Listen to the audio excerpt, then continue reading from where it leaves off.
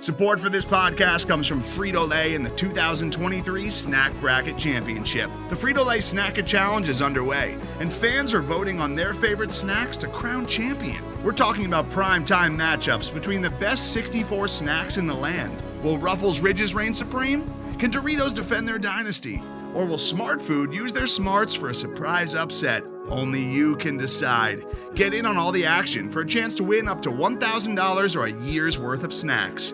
Let your snacks be heard. Just go to fritolaysnacket.sbnation.com to vote and enter for a chance to win. No purchase necessary. Sweepstakes ends April 3rd, 2023. Void where prohibited. Year's worth of snacks awarded in the form of 52 coupons, each good for one bag of chips. See official rules at fritolaysnacket.sbnation.com.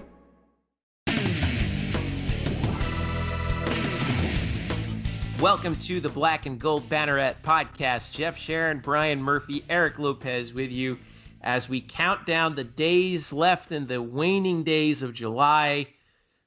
Well, usually we'd be able to sniff football by now and soccer and volleyball. I don't know, man. I'm getting nervous. Boys.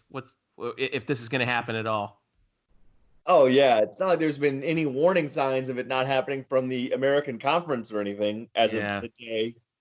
Listen. I'm just grateful we got Major League Baseball started, which we didn't even know that was going to happen. Let's just take the positives, right, Murph? I'll ruin it for you. Fake crowd noise with nobody in the stands. What the hell?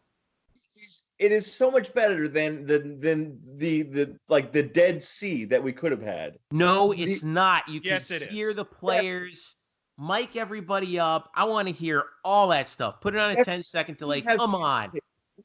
TV viewers have been conditioned for our entire lives, if you watch baseball, to know and to understand what a certain baseball game sounds like. Every game in the monotonous moments of a baseball game, which there are many, sounds the same. That sound has to persist. Otherwise, because we're so conditioned, it feels really awkward. So that's why this is happening. You might hate it because of the lack of access to players' mics, but it makes the broadcast feel a bit more cozy, more comfortable, more like familiar than having no sound at all. Feels awkward to me. By the way, did you guys watch that Colorado-Texas game last night? I was watching the top of the first, and the announcers, I forget who the Rockies announcers were, but they're like, "Hey, you can hear the crowd really getting into it now." I'm like, "You guys are idiots." All right. I don't know what you guys are talking about. As a Marlins fan, I haven't seen any difference at all as far as no crowd. I mean, I couldn't tell you. Well, I tell you what, with the Marlins game, I'm sure it'll be louder with no fans in the building than if it was with fans in the building. Anyway, that concludes our MLB Tonight segment right here. Thank you. Moving on to more important things. We got a busy show for you tonight. We've got a very special guest a little bit later, Eric Lopez, stopping by with UCF men's soccer great and really great of the game in the United States, Winston DuBose, who is part of our top 10 UCF male athletes of all time. We'll talk about the top 10 male and female athletes. We'll talk about also diving into the top 40 coaches, head coaches of all time at UCF, and a number of other things as well. But first, we got to talk about whether or not we are going to have sports in the fall and in what shape they will be when it happens. All right, so first order of business, what we know officially right now. The American Athletic Conference has announced today that they are delaying the start of Olympic sports in the fall. So that's non-football, okay? Delaying the fall Olympic sports competition until September 1st. Why is this significant? It wipes out the first weekend, in some cases 2 weekends of competition for volleyball and soccer. And that is significant for a number of reasons, not the least of which that, those are opportunities that those programs can have to, especially in UCF's case, to beat, top-notch non-conference competition in what, the coaches obviously like to refer to as preseason, but the non-conference schedule. But that's not just the half of it. As reported by Nicole Auerbach of The Athletic, and something that we know, basically just based on the NCAA schedule right now, we know about the cancellations and postponements that are happening, but the NCAA's Board of Governors is expected to meet this Friday and they are going to vote on whether or not to cancel the NCAA's sponsored national championships for the fall, including FCS and the other divisions for college football, everything that's not FBS. And not just that, but all the other sports, soccer, volleyball, you name it, that are decided in the fall. Now, they could kick the can down the road to August the 4th. There is some indication from the college football playoff from the Autonomous Five, I should say, the Autonomous Five conferences, that they want the NCAA to kick football down the road to August 4th, but probably don't care about the Olympic sports. Nonetheless, at least as of this moment, as of this recording, 11 Eastern time on Wednesday, July 22nd, 11 p.m. Eastern time. Yes, we stay up this late. The calendars for soccer and volleyball and the other Olympic sports are staying put as they were. My question is, guys, Friday, boy, what's going to happen? Because this all of a sudden became a very big week in college sports. Brian, I'll go with you first. Well, I mean, Friday could be a move of seismic proportions, really, college athletics. Basically, it could lead to the realization that there will be no fall sports, no fall Olympic sports in the fall, because we're talking about them canceling the championships, which means just your tournaments, your postseason events. But without those, you then would see conferences having at least the leeway to say, well, we decide now to scrap entire seasons. And so it's amazing to think that within 36 hours from now, as of this speaking, we could see, really almost the entire fall sports program, save for FBS football, collapse and postpone or cancel basically until who knows when. It's kind of hard to wrap your mind around, but we are this close to really a massive day in the history of college sports. The real issue, as you know, from what I see it right here, as it always is money. Now, it's important to remember, everyone's always like, we always hear fans talking about like, hey, well, why doesn't the NCAA just come up with a uniform testing protocol? The problem is a lot of schools can't afford that. Like if you're talking about, maybe, Michigan and Ohio State, the Big Ten, the big money schools, they could afford to test their athletes or student athletes, twice a week, maybe. But, some other schools, like maybe, I don't know what UCF, budget would look like, but, you could have a system where, maybe the Temples and Tulsas of the world can only test maybe once a week, if that. These tests are expensive. And then when you get further down the line in Division I, places like FAMU or FAU, like they might not be able to test their students at all, based on their budgets. And so for the NCAA to try and come up with a uniform testing procedure is simply financially impossible. And if that's the case, then like I said, they have no choice but to cancel or at least postpone. I mean, they're still leaving the door open for the spring, at least as a possibility, I would imagine. You're right, we don't know that, but at least there's the indications from Nicole Auerbach's article that we don't know if they would cancel and if they would move them back to the spring or not. That seems to be at least a remote possibility. But again, this is where people think, I think, Eric, that people think the NCAA has more power than it actually does, right? Right, it has no power. And I know Brian has talked to me. We've talked about this off the air when it comes to Major League Baseball, right? Everybody criticizes the commissioner and what he's done wrong and why he can't do this. But as Brian has brought it up to me, and I think it applies to the NCAA, the commissioner of Major League Baseball, Rob Manfred, answers to the owners. He's doing what the owners want him to do. The NCAA has no power in this because, and I've been amused by Mac Brown, who's coming out this week all mighty, like we needed somebody, a czar in charge of college athletics and college football. Well, who do you think would hire that guy? It would probably be the Power Five, the Autonomous Five conferences. So they're just going to be whoever you hire, whoever you put in that spot is probably just going to do whatever the person that hires him wants him to do. It's just is what it is. They have no leeway on that.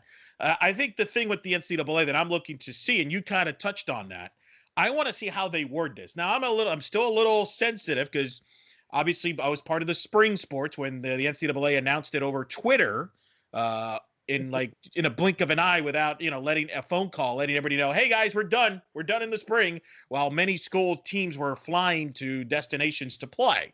I hope that's no. The NCAA didn't remember. The NCAA doesn't universally cancel all college sports, and they didn't. They simply announced that they weren't right. They weren't canceling. Right. They were canceling the NCAA championships, correct, which then gave the conferences correct, cover to stop their seasons. Right, because at that point, what are you playing for? And to Murph's point, like he brought up, so I think that's, to me, the biggest thing I'm fascinated, and it might be this Friday, it could be a week from now or 2 weeks. How do they word the fall sports? Do they say it's being postponed? Do they postpone it till later in the fall? Do they say, no, we're going to postpone it till the spring? Or do they leave it open? Do they just say, hey, it's canceled and we may look at it to see if we could try it in the spring? Because those are very different terms. And keep in mind, the NCAA a few weeks ago, they were trying to set it up to where most sports would end before Thanksgiving, because they were concerned about the winter and the second wave and, the flu season. So to me, in volleyball and soccer, and we've discussed this on this program many a times, it's a sprint, really, especially soccer. It's a real sprint. I don't think any delays you have, which is what we're probably going to be headed towards this, I don't think you can fit the season in. So I want to see what the NCAA announces as far as, will they actually move these sports to the spring, if that's what they decide to do, or is it in danger of being scrapped altogether? Because remember, there was a lot of push, especially on the softball side. I'm not going to speak on the baseball side, but there was some talk about, hey, why don't we try to wait and see? Maybe we could play the championships in the summer. I mean, there was no discussion of that, at least it was about 24 hours. And then basically what happened was they canceled the championships, and then eventually they got the extra year. Are we going to have a deja vu? Are we going to have a sequel of this play out in the fall? Or is it going to be a little more organized where they're going to say, you know what, we're just going to push it to the spring. We will have a chance. I want them to be to say, yes, we're going to try. We're going to have a championship. We will work on those dates, but we will have these sports in the spring. Or do they leave it up in the air where we're all guessing, hey, is there going to be soccer, volleyball in the spring?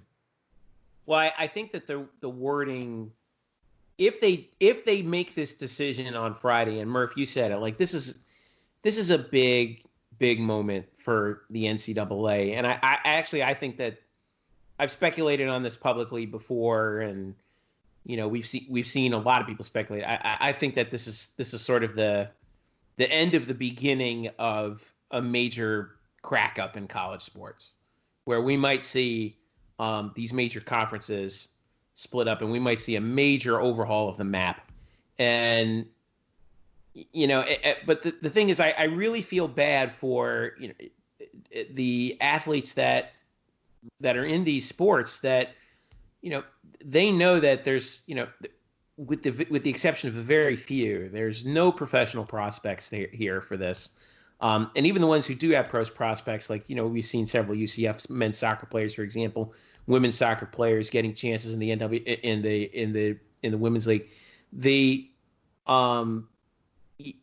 They're still paying a lot of their way because of the scholarship. And that's the other thing that's going to be interesting to follow is, what happens are they going to do the same thing that they did with baseball and softball and track, in terms of giving them an extra eligibility? And then what do the schools do with that? Are they able to offer that? And what do you do with the rosters and all that? Right. I mean, Murph, this is a sticky wicket that that schools like UCF, if that happens, are going to have to navigate here. Absolutely. And so there's so many other questions here beyond just is this thing going to exist part that we really have yet to field. That's because some of the questions, it's just there's things that could pop up that we can't even address yet because we just don't know. But I do want to hammer home the point that you brought up, Jeffrey, and I think people overlook it because sports like volleyball and soccer, they play in small arenas with bleacher seating. They're not on television. They don't get a lot of pub nationally or really even locally from a lot of the fan base. But that doesn't mean that these kids and the athletes don't care as much as football players. It's the same thing. I mean, these kids work as hard, they practice as hard, they want to win as much.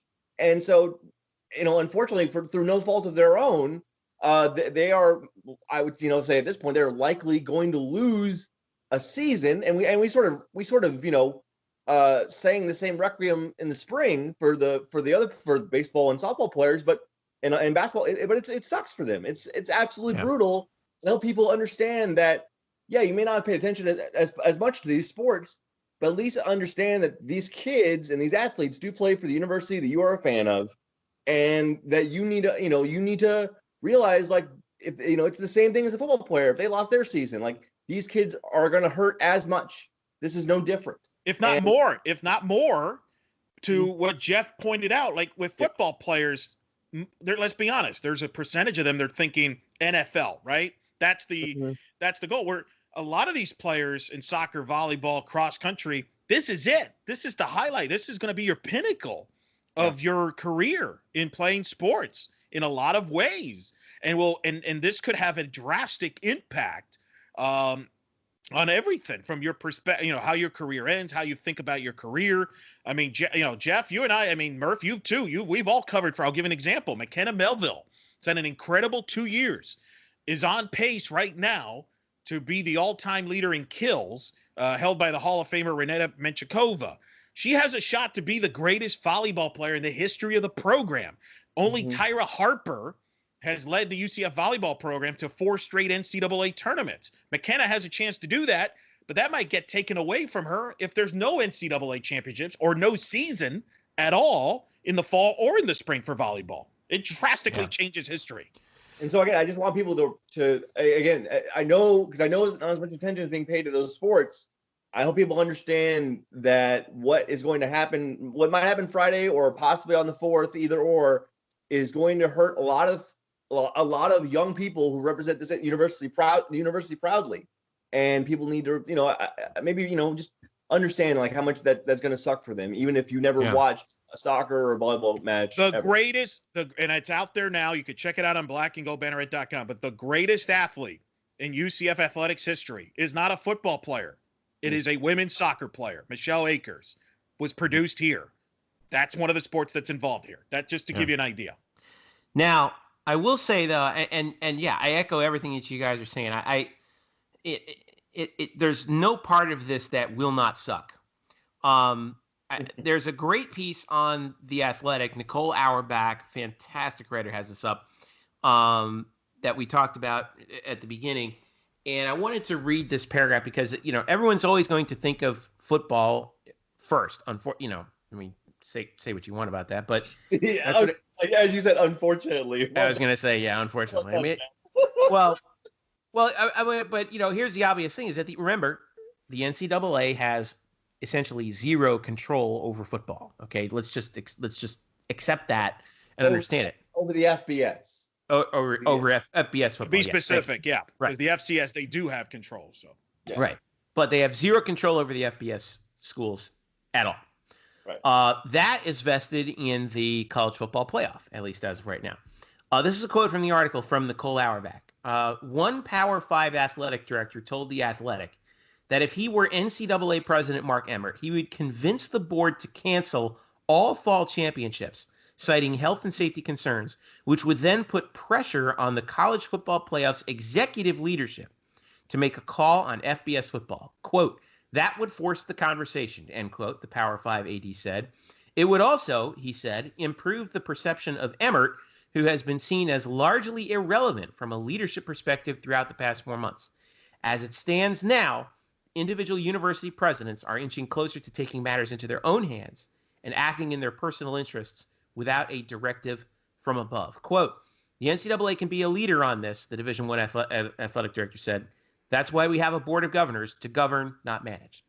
So this is setting up to be a massive clash between the NCAA and the college football playoff. And so my question to you would be, guys, who do you think's going to win? Football. Yeah. I mean, Yeah, I'll put my money on the college on the FBS and particularly the Power 5. Thank you very much. Yeah, no, I mean that's the thing. I mean they have the power, they have the money. That's where they the money want to get, and they're going to get their way. Now, what their way, quote unquote, looks like is, I mean, we're going to sort that out over the next 3 to 5 years, I would imagine, but maybe sooner rather than later, based on this, because I could totally see a situation where, say, the SEC gets pissed at the NCAA for blowing up the season, and putting the pressure on them. And the question is, well, first of all, would they even feel the pressure, or would they just decide that they don't care? And then who would put the pressure on to begin with? And then what do they decide to do? And I don't know, man. Like, Eric, I don't see how this ends well for the NCAA. I just don't. Well, some would say that's fine. I mean, nobody's going to feel sorry for them. So, I mean, that's just is. I'm not saying anyone should. I'm just saying, like, I think that's. UCF is sitting on that pressure. Yeah, right? yeah. So, Danny White, you're looking at this saying, you got to be following this really closely and making phone calls saying, Lord, what are we going to do?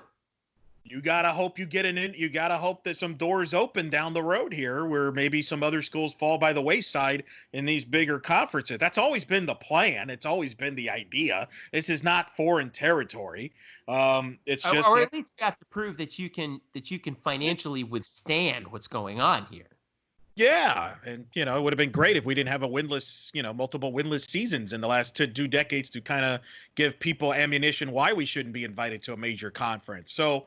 But look, here's the thing. That's all that was going to probably happen at some point. It's probably been sped up by the current climate. But the reality is that is right now on the back burner. The bigger issue is what's going to happen this fall and spring in general with football. Because as we know, if there's no football being played this fall or this spring, we got bigger issues than, hey, we're going to go away from the NCAA. We're going to have lots of issues with universities and budgets and athletic departments and sports teams. And I think that it's important to note, regardless of what comes out Friday, I do not anticipate the FBS announcing, hey, we're going to go to the spring too. No, they're going to still try to play this in the fall. And in fact, I wouldn't be surprised if you start seeing in the next week or two, we probably hear what's going to happen with the SEC, the Big 12, and the ACC as far as scheduling. I think you'll hear stuff from the Big 10 and the Pac-12 as far as how they're going to schedule conference games. Mm-hmm. And that's the question there becomes, how does UCF fit in all that? Will there be non-conference or games? How the American fits into that? In particular, sure. But, let's be honest. We don't care about the others. We're caring about ourselves right now, UCF. All right, that's what are we going to get the North Carolina game or the Georgia Tech game? That's the biggest question. And the answer is, probably not, but it's not. The door has not been shut yet. A lot's going to depend on what does the ACC decide to do. Do they do a conference only? Do they do non-conference? And if they do non-conference, how many non-conference games are they going to allow? 1 game? 2 games? It's a big difference. Because, for example, Georgia Tech, if they're only going to be allowed to play 1 non-conference game, guess which game they're going to have? It's the Georgia game. That's what they're going to do. North Carolina, if they only have 1 game to pick, they'll probably pick the Auburn game, just as part of a deal with the SEC. So I think those are things to kind of watch out for here in the next couple of weeks, because that's going to impact UCF financially and their schedule potentially. And this also will impact what the American decides to do. Because you're right, Mike Oresco has been on record.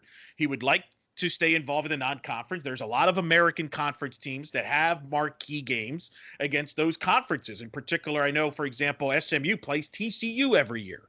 Geography, that makes sense. So they would like to keep those games. Whether they're successful or not, who knows? I was doubtful that Mike Oresco can be successful on this with the American, but you never know. If these leagues decide to keep non-conference games, then we might still UCF might still get a game or two, or UCF may schedule somebody else, like we saw with Alabama. Reportedly, is now going to schedule BYU for the opener. Yeah, I mean it's the wild west, folks. What is and Notre Dame, right? I mean they're kind of sort of ACC. Yeah. How are they going to do? How are they going to do this? It's wild. Murph, I'll leave the last word with you. What do you want to see happen? Well, just in terms of the ACC games, the North Carolina Georgia Tech games, there's something in my mind that keeps rolling around. Do you guys remember when Maggie shot Mr. Burns on The Simpsons? I do. Yeah. So and that was the season finale. And then in the season premiere, the next season, there was a news report. I think it was Ken Brockman doing the news report about Mr. Burns being shot. And the news report says Mr. Burns was rushed to a nearby hospital where he was pronounced dead. He was then rushed to a different hospital where his condition was upgraded to alive. And I feel like that is sort of what's happened here with these ACC games, because these things were dead and buried like 3 weeks ago by like reputable reporters. And yet, as we sit here on July 22nd, like these things are still hanging by a thread. And yeah, we don't know if they're going to play them. Like Eric said, the ACC and some of the big conferences are really trying to team up to save their schedules. So we don't know if they're going to play any non-conference games or one or two per team. But it's amazing to me that these things are actually still kicking. I in the end, I don't think they will be played, but I think it's amazing that they've survived this long. And I guess the last thing is, once the NCAA does move to cancel the fall seasons for Olympic sports, and I know we don't want to make it sound like a fait accompli, but Jesus, right. At this point, like what's going to change between now and Friday, or even now and 3 weeks from now, that's going to August, or August 4th or whatever. It feels very inevitable. I am fascinated by the optics of that situation of then FBS football being really the only gunman at the corral, standing there alone saying we're pushing forward. And again, that the debate and the conversation there might become mind-numbing after a while, but I think it'd be fascinating to hear like how they sort of ride through those sort of waves of just like, how can they really pull this off without looking just very transparent, transparently greedy and self-interested and uncaring of anybody else but themselves and their own pockets. And again, I understand that that's sort of what we think anyway about college football, cynically. But but when the other sports go by the wayside, you're going to hear that so much louder from so many other voices. I think it's going to be really interesting to see how they sort of navigate a ton of universally bad press. Yeah, social media will be fun on Friday, won't it? Oh man, I just think back to Greg Sankey back on March the 12th, where when the NCAA canceled the basketball championships, and he expressed his, and he's the SEC commissioner, by the way, and he expressed his sort of anguished surprise that the NCAA just made that unilateral call. Which, by the way, Greg Sankey is not stupid. Okay, he knows that the NCAA can make that call, and there's nothing really he can do about it.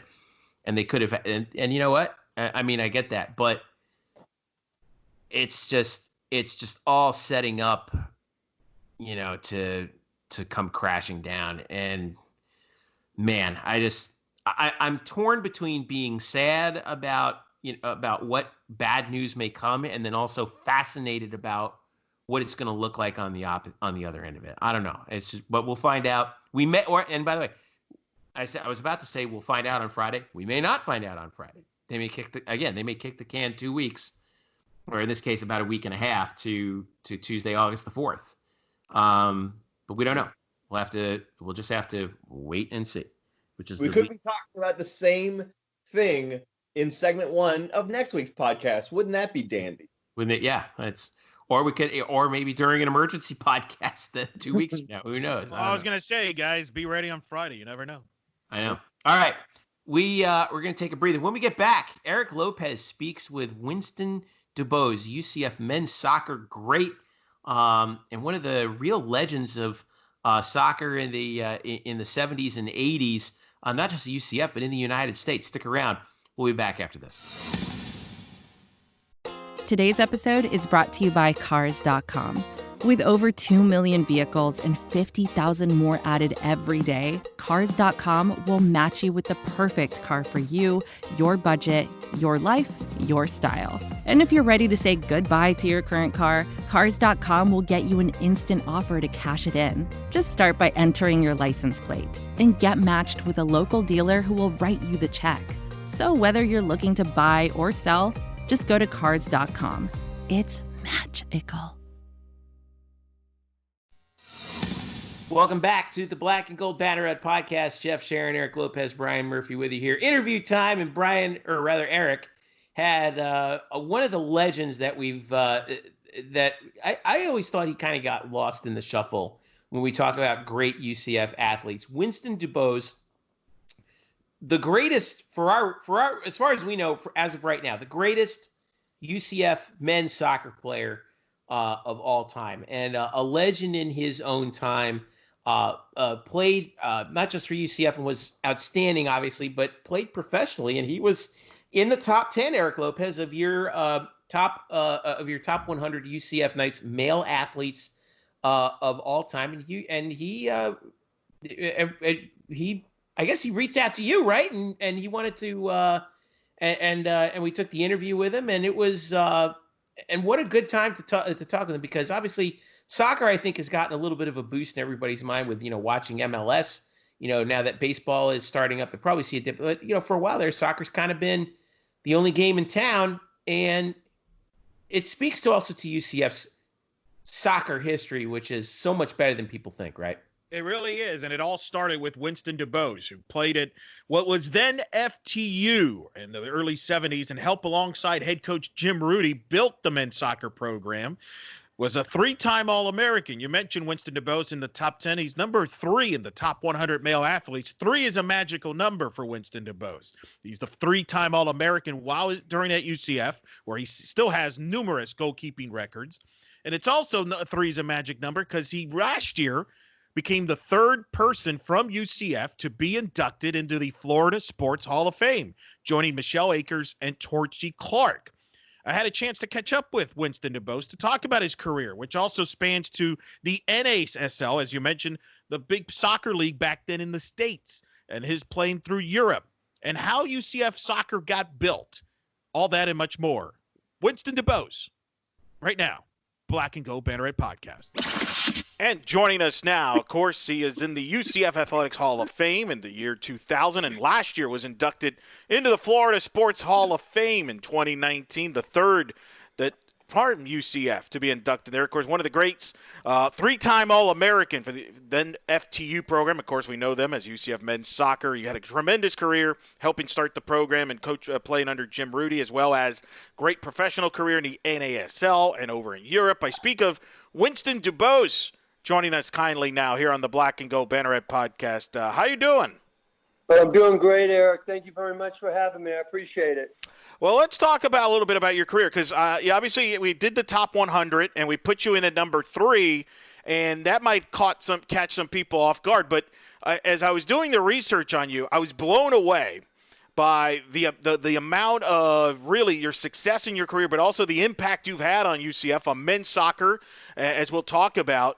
But just a great career you've had, not only while you were at UCF, and of course at the time it was FTU, and we'll talk about that, but throughout your pro career, you were a goalkeeper for the United States national team from 79 to, so we'll talk about that as well. But just talk about kind of what was it like back then when you decided to come to FTU and play here, and what was that like? What was going into that decision process? Well, that's a very good question. Previously, FTU was on my radar screen because of Jim Rudy. Jim Rudy coached Winter Park High School. He was a former Rollins college soccer player, very good, cerebral, really loved the game, and he was a very good coach and a good motivator, but he's a very good teacher. So I was actually directing my thoughts. What FTU wasn't first.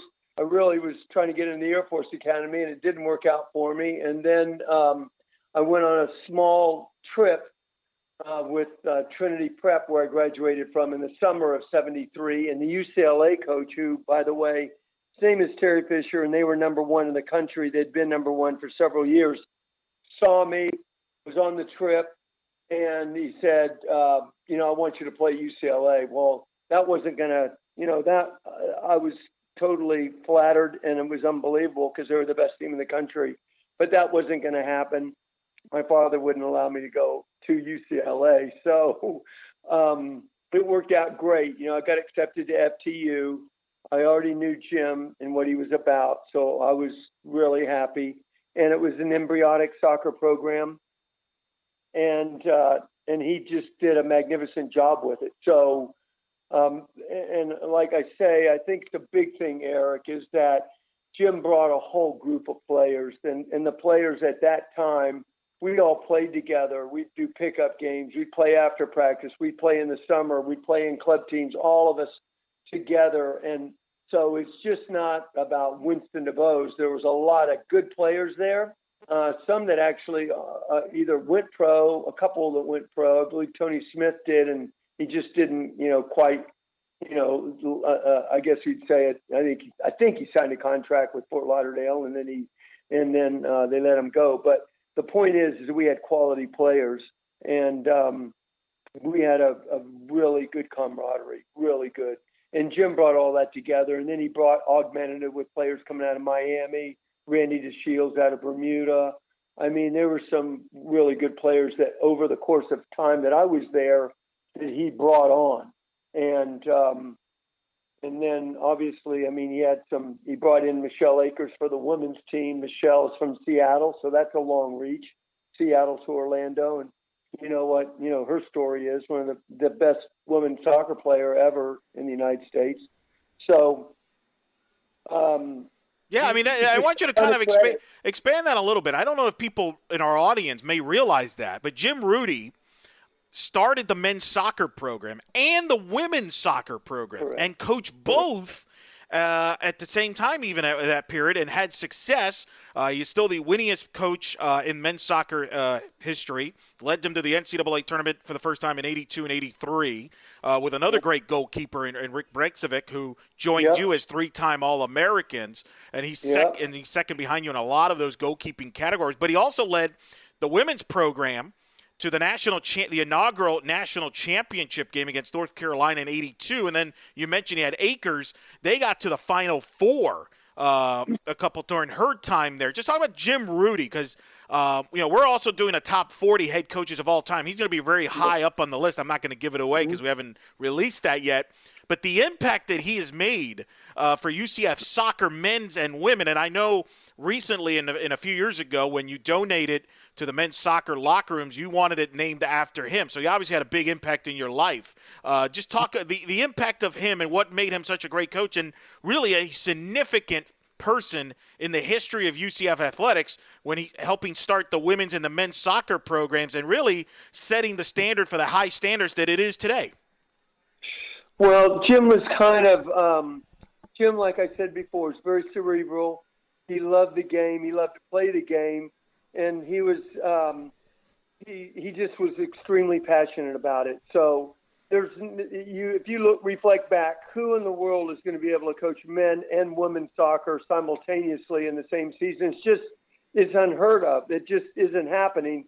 And you're coaching it out of a small little building by the swimming pool where the swimmers would swim, by the igloo where the wrestlers would wrestle, and in just a few, maybe 2 soccer fields that were made up of Bahia grass, not Bermuda, nothing like they have now. And, and it was tough because UCF was just getting on board. Rollins College was a big power. University of South Florida every year was in the top 20. University of Miami, FIU, all of those guys had such a big jump on us. But I think it was because Jim had just a tremendous amount of energy. He loved it. And he got the players that he brought in all kind of bonded. So it says something for the coach, but the players that he brought in, they all loved to play.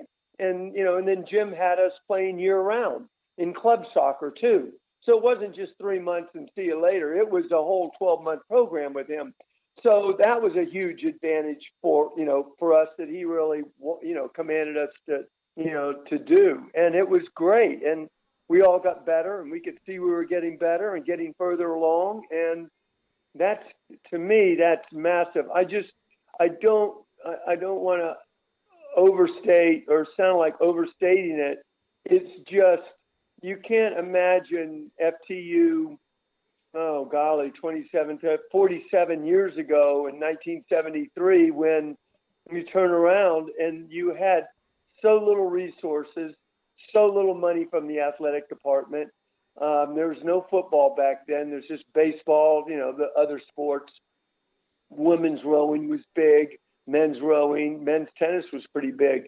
It was a totally different landscape. And now, as the university's grown and you've got football, and that it makes a big difference monetarily to the university.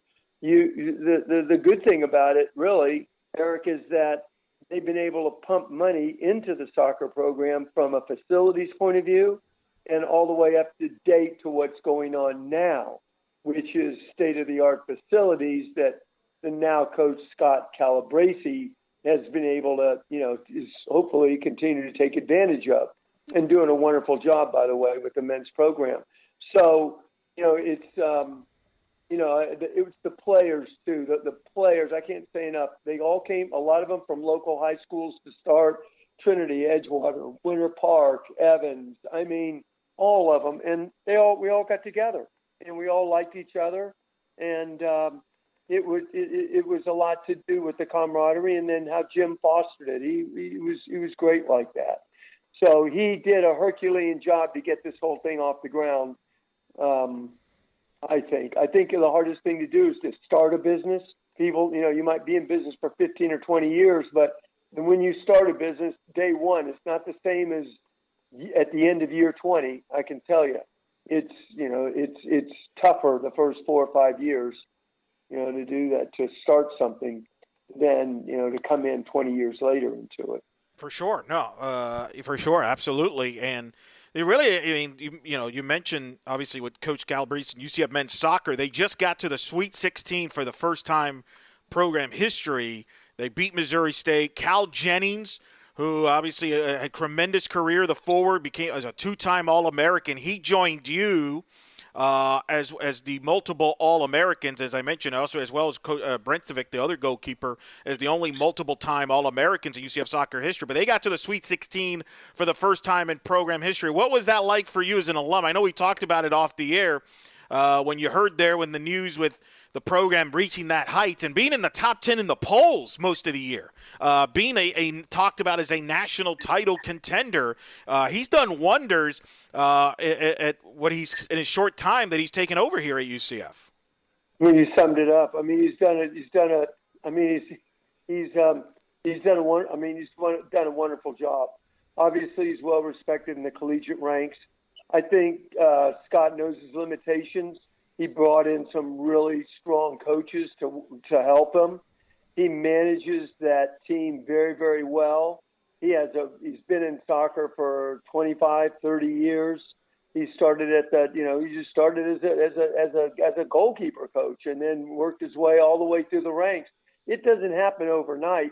And he has a really good insight into what makes up a good collegiate soccer team. I mean, he's been with people like Clemson, for crying out loud. I mean, he knows. And the landscape in collegiate soccer today is so much different than it was 20 years ago. A lot of the players in the top 20, I would challenge you to say that there's probably 4, 5, 6 foreigners in each of those teams. And it wasn't that way maybe 20 years ago. But there's a lot of people that want to come to the United States and get educated, and they want to go to top universities, which UCF is, and they want top athletic programs, and they want good coaching. And I think Scott's providing all of that. He's providing a really good platform. And I'm happy as an alumni. I don't know how everybody else feels about it, but I'm delighted because we're always overshadowed by University of South Florida. We're overshadowed by some of these others, University of North Carolina, Chapel Hill, and all these other teams that are out there, and they're good teams. But he's managed to, he's managed to overcome all of that, and in the top 10 most of the year. That's a great accomplishment. It really is, with an exciting style of offense, top 10 in the country offensively. They still got good goalkeeping, so that I know you pay attention to that because you started that tradition of great goalkeeper. Yeah, I mean, very good goalkeeper, uses his feet very well. Very, he's a good. He's a good worker, and he's very competent. I mean, you got to be strong up and down the middle of your center half, and he has some good players in the center midfield and center half.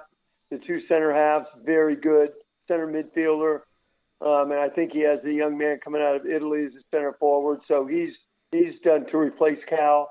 So I mean, that's not going to be easy, but you got to start somewhere. So Scott knows what he's doing.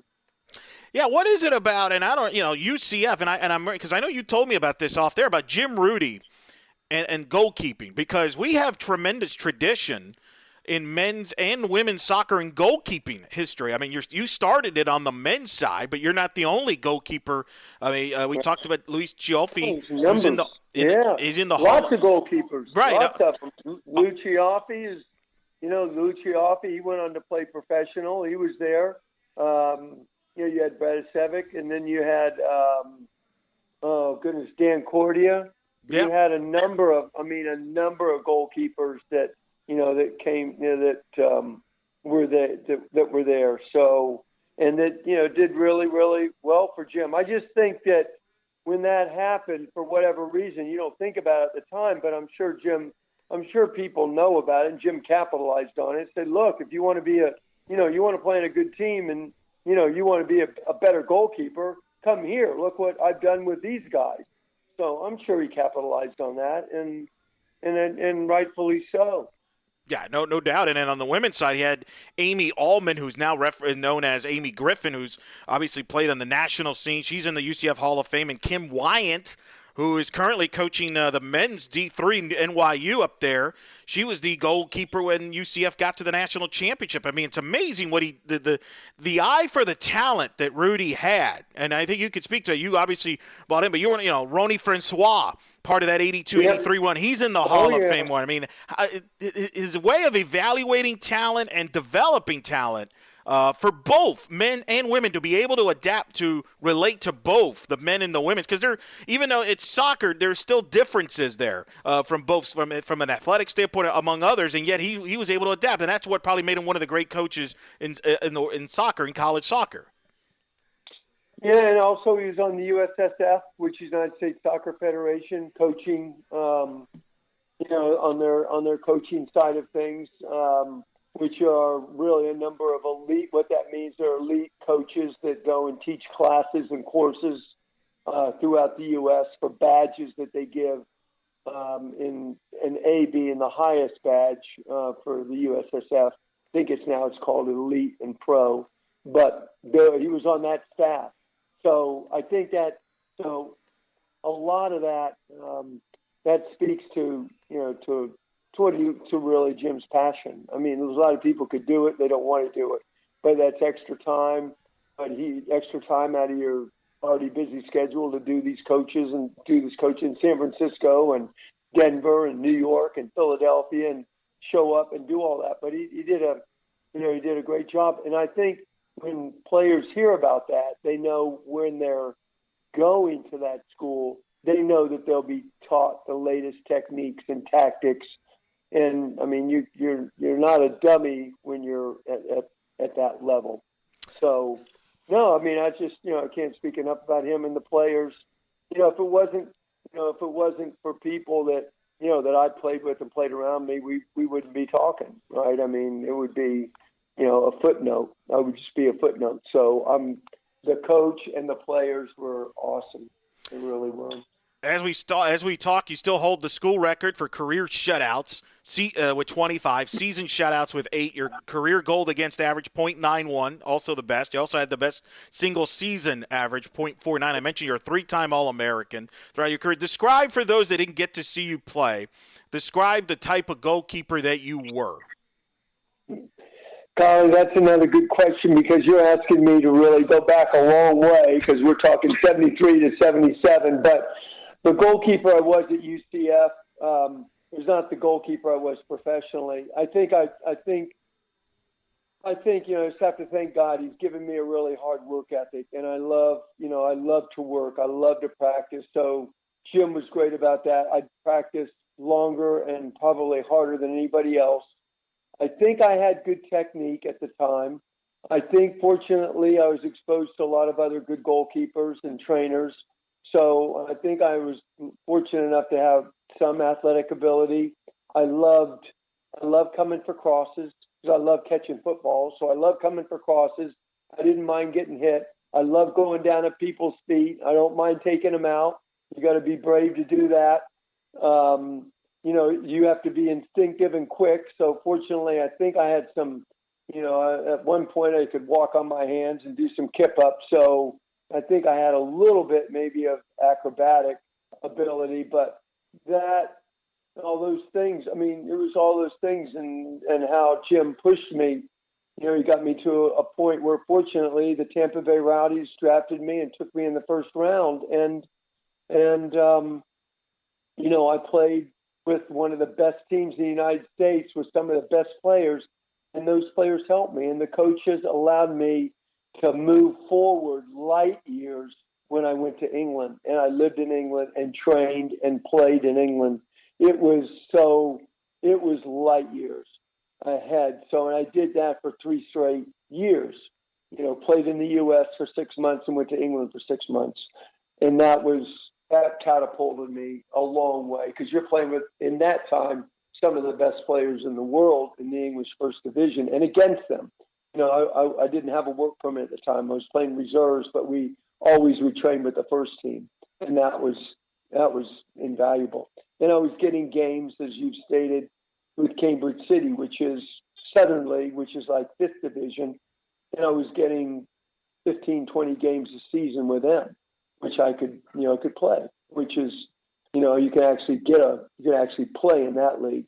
You couldn't, you didn't need a work permit. You needed a work permit to play in the first 4 divisions in England.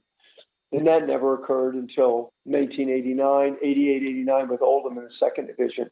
But to tell you, I think maybe that's for whatever, and for whatever reason, I just had a passion for it. I just loved it. I loved the work. I loved flying around. I loved stopping balls. I loved coming for crosses. I loved all that stuff. I loved diving at people's feet. And I think I just love to test myself to see, can I play 90 minutes and incorporate what I've done in practice in the games? And if you practice hard enough, I think the games become easier. I think it's like milestones. Okay, fine. Boom, boom, boom. Oh, you got beat by that goal? You need to work on that in practice, not to have that happen again.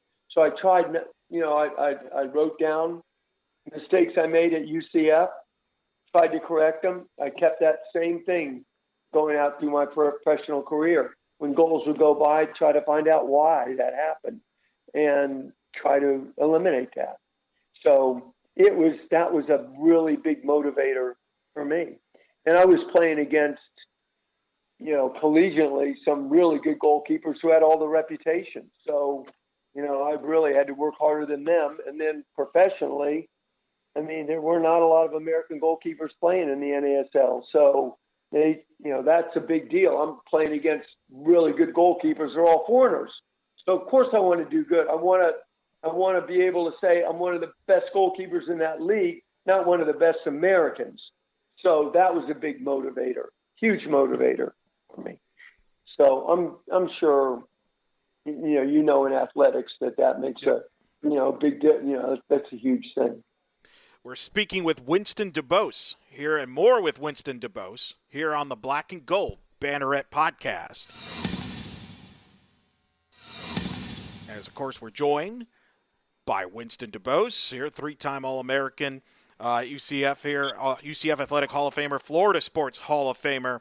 All right, so you talked about the NASL. I want to talk about that because you're arguably one of the most successful goalkeepers in the history of that league. For those that may not know, that was kind of what the MLS is now. I'm fascinated. Describe the NASL back then, because I know you watch the MLS now, and do you compare those two leagues as somebody as a fan watching the MLS and to being a part of the NASL, which had big names? Pelé played in the league with the Cosmos. You were with the Tampa Bay Rowdies. Our mutual friend Trace Trelko, who's a diehard soccer guy, covers the sport, and grew up and followed you with the Rowdies and knows the Rowdy, that great tradition they had there. Just describe the NASL for those that didn't get to follow it and compare it to what we see now today with the MLS. That's a once again, that's a great question, but it's really, I feel it's a little bit unfair to compare. I won't compare the two because I think it's in two different eras, Eric, two different eras in American soccer. The NASL was from 1968 to 1984. It was huge. It came about on the shoulders of the German American leagues and the American professional soccer leagues. It came on the shoulders of people playing soccer professionally in ethnic leagues in this country 50 years previous.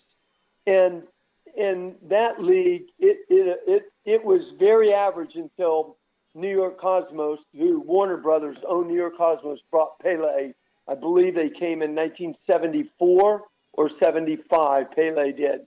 That changed the total landscape because as soon as Pele came to America, European players and South American players would come and play here. So at that time, there was a big disparity in crowds. The New York Cosmos would get 70, 75,000. The Edmonton Drillers might get, or Oilers in Edmonton might get 5,000 people. But there were a whole bunch of other teams that were getting 20, 30, 40, 50,000. Chicago, Washington, Philadelphia, Tampa Bay, Fort Lauderdale, Portland, Seattle, Vancouver. All of those teams were really solid franchises, and you see those names in the MLS today. That's where those fan bases started. And the quality of players as the league came on from, say, 76, 77 to 84 was incredible. I mean, some of the best players in the world, George Best, Johan Cruyff, Johan Neeskens, Giorgio Canaglia, Bogacivic, Ricebergen, Carlos Alberto, Romero, all those guys. And then here in Tampa, for crying out loud, geez, we had Rodney Marsh and Steve Wagerly and Wes McLeod played here, and Oscar Fabiani and Refik Kosic, Mike Connell, all these great players played here. John Gorman and Andrew Setsky, all of them. I'm leaving people out. I mean, the two best North Americans, Perry Vanderbeek and Wes McLeod, were the best North Americans. I mean, they're played in our team, so no wonder our team was good. So, you have that, and then, and so you have all those great players coming, and the Dutch players, Wim Soubier, Neeskens, Cruyff, Johnny Rep, Ricebergen. The Dutch just competed in the 78 World Cup. They were second. Those guys were playing here in this country. They weren't 50 years old. It was amazing. Yeah. So, I mean, and Beckenbauer, one of the premier players of the world at that time, he was playing here.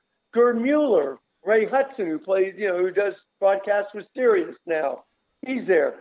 I mean, like I say, Rodney Marsh was, a big name. You had Peter Anderson. You had plenty of great players here in this team, and then other teams as well throughout the U.S. So the quality was a very good quality. It was a little bit more wide open in the beginning because of the 35-yard line, but they reined it into the halfway line, and I think 1982. But the quality was very good, and unfortunately, it expanded too fast, and there were too many clubs that weren't pulling in the big numbers, and that kind of led to the demise, unfortunately, of the NASL, which was the precursor of the MLS. So, so I would say at that time, clearly, a lot of the best players in the world came to the NASL and played at some point in their career in that period of time.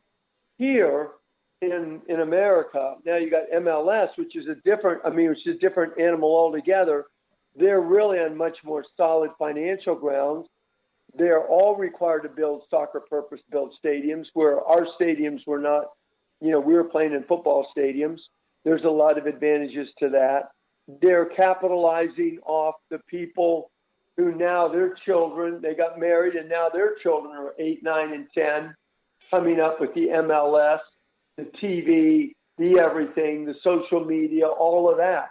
So the MLS has capitalized on that big time, like all sports have, but capitalized on that big time And to compare the two quality-wise, I mean, I'm a little bit more biased towards the NASL and some of the teams they had. The quality was just amazing. However, like, for instance, the Cosmos, they would tour around the world, and they would regularly beat many of the teams from around the world, Germany, England, France, Spain. They go and play them and beat them in their country. So that's what I'm saying. They're really good teams. There's some really good teams in this country. The MLS is just built a little differently. They didn't go out and lavishly spend a lot of money. They are spending more money now.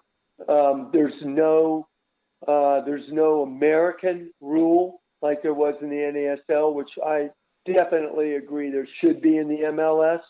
You have MLS developmental academies. You need to be playing American players. It doesn't have to be 10 American, but at least 2, 3, or 4 in a team to develop them. Why go to a developmental academy, Eric, and play and do that if you never play? But the same point can be made in England, where there's not a lot, with the exception of Chelsea, they had a ban. There's not a lot of English players playing in the top 4, 5, 6 teams in England. They mostly play in the lower part of the Premiership. A lot of the English players, but I'm big on American players playing in America. I'm big on that, and I'm hoping that we'll see more of them and more frequently, because there's some good American players that are now having to go to Europe to get a chance, which to me is very ironic. You have McKennie, who's playing for Schalke. You have, and that's in Germany, and you have Sargent, who's playing for Werder Bremen. Pulisic was in Dortmund. You have a number of them scattered all over Europe and in England, and that are playing. And you turn around and go, well, why wouldn't they be playing in America? For some reason, they thought they had a better chance in Europe, which to me is very ironic. But well, and I wonder, don't you think too that they felt they could get developed better playing over there, because that's been under scrutiny since the U.S. Missed the World Cup in this last cycle, and that's been under a lot of scrutiny about how are they developing them correctly and things like that. I wonder if that's also part of it, where some of these guys feel like I to be a better player, I got to leave the States and play in Europe and play in those leagues that are regarded as now, which is so interesting, in talking to you, because back then the best players came here. Now they're all in the English Premier League and in the Liga and and all these different leagues over the world. Bundesliga, right? Yeah, Eredivisie. No, you're right. I mean, no, there are. It's amazing. You must have literally. And in our day, there wouldn't be 20 or 30 Americans playing in Europe. The Europeans didn't respect Americans. They respect Americans a lot more. But it's taken a long time from the World Cup in '90 all the way through to today. So you definitely have respect in Europe. And when they see people like Christian Pulisic playing, Weston McKennie, people like that, Sargent coming on and playing, and you have those players, you turn around and you go, wow, but it's taken time. I mean, the goalkeepers, Friedel, Keller, Howard, people like that are playing in Europe for long periods of time, they've got respect for sure.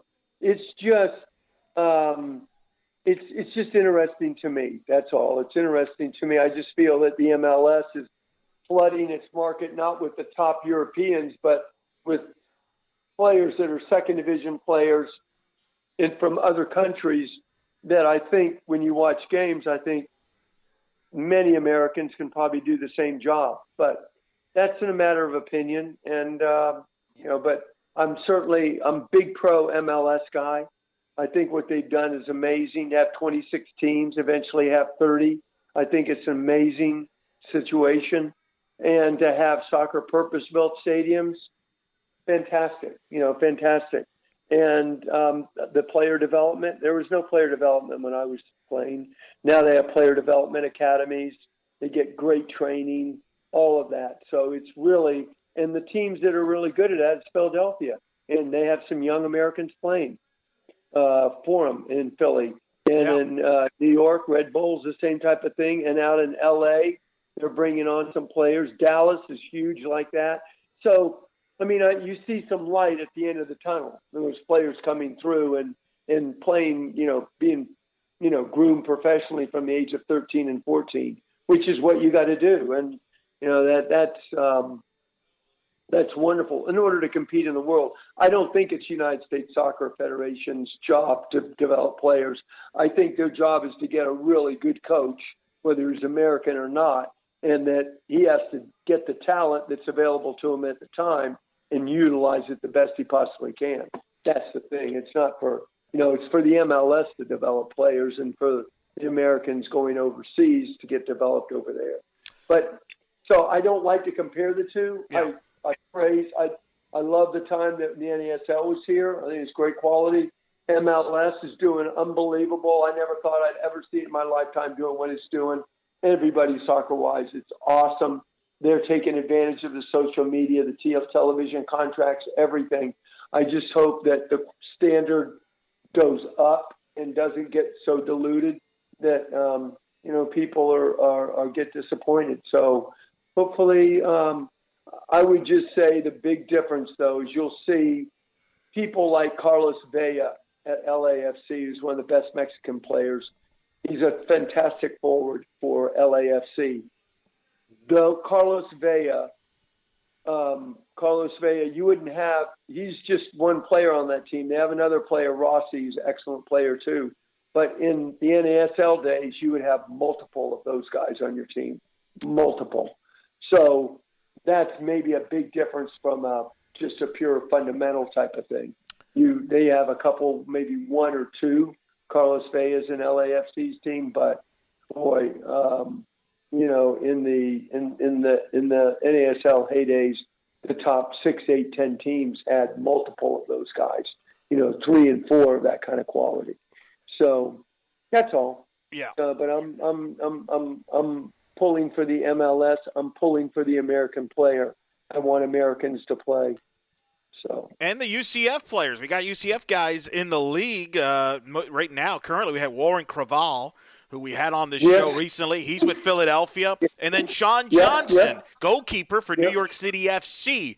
I don't know if you follow them closely enough, especially Johnson being a goalkeeper. What's your thoughts on that when you see the UCF guys representing? Well, I think it's great. They don't talk about it too much on TV. They just, put the names in. They don't really talk about players' history. But, no, I certainly follow those guys. I'm a Philadelphia Union fan, an unabashed Union fan. So I like Sporting KC and I like LAFC in Seattle. But, I like the Union. They train here in Clearwater. So, yeah, it's great. And I think Sean Johnson has carved a niche out in the MLS right now for himself at New York. They're not having a great time up there right now in the tournament. So I don't know what's going to become of all that, but yeah, he's had some staying power. He's been in the league now, I think 6, 7 years. Yeah. Started in Chicago and he's in New York City. So, definitely, I definitely follow him. That's for sure. I watched him in this recent tournament. Yeah, and they've had success, and like I mentioned, I think they're two of the longest tenured UCF players in the MLS history to date right now.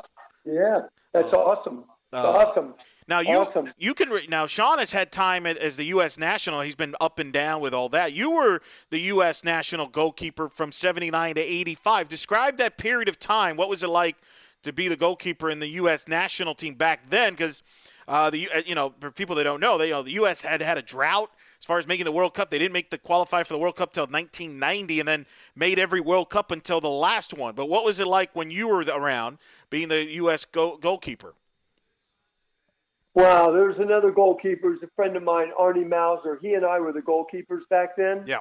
And Arnie was a little bit older than I was, not much, a couple years. He had a little bit more experience playing in the ASL. So yeah, it was the two of us, and it was definitely. I don't know what to tell you. It was like, all I can say is Mexico now gets 100,000 people. We played in Azteca Stadium in a World Cup qualifier. I played in 1980. We lost 5-1. There was 100,000 people there in Azteca Stadium. We got hammered. Then we came back to the United States and we won 2-1. Arnie was in goal. We won 2-1 again in Fort Lauderdale.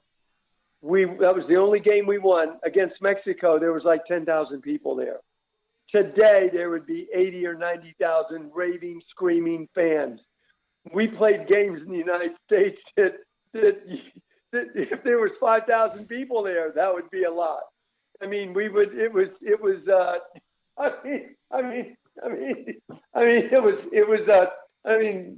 was amazing. It doesn't, back then, the United States national team was something on the back page. Right. Did not have the following it does now, which is even, it speaks to the growth of the sport, right? I mean, in the States, even in the States. Totally. I mean, they talk about the U.S. team all the time. There's more, good grief, there's more soccer magazines now. There's more talk shows. They got Tony Meola on Sirius and Ray Hudson on Sirius they're talking soccer for 3 hours at its clip. So, you remember, stuff's going right. on. Remember when U.S. lost to Trinidad Tobago in the World Cup qualifier at Tobago, people flipped out. Out. The media trip flipped out, where I'm guessing when you guys weren't able to make the World Cup in '86 in Mexico, nobody even noticed, I'm guessing, is the difference. It was like, it's back page news. Yeah. The only people who knew about it and cared about it was the people in the United States Soccer Federation, some outliers, some professionals, and some outliers that just like soccer. It's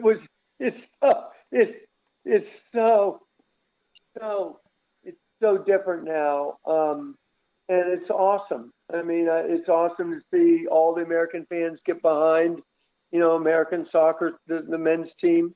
They do the women's too, but obviously, I'm a man, so I pay attention to the women's soccer, and they've done, a tremendous job in their own right. But the men's soccer is just, it's changed so dramatically, and you're in the top 10, and then you're in the top 20, 30, 40, 50, but you're in there. You're in the mix.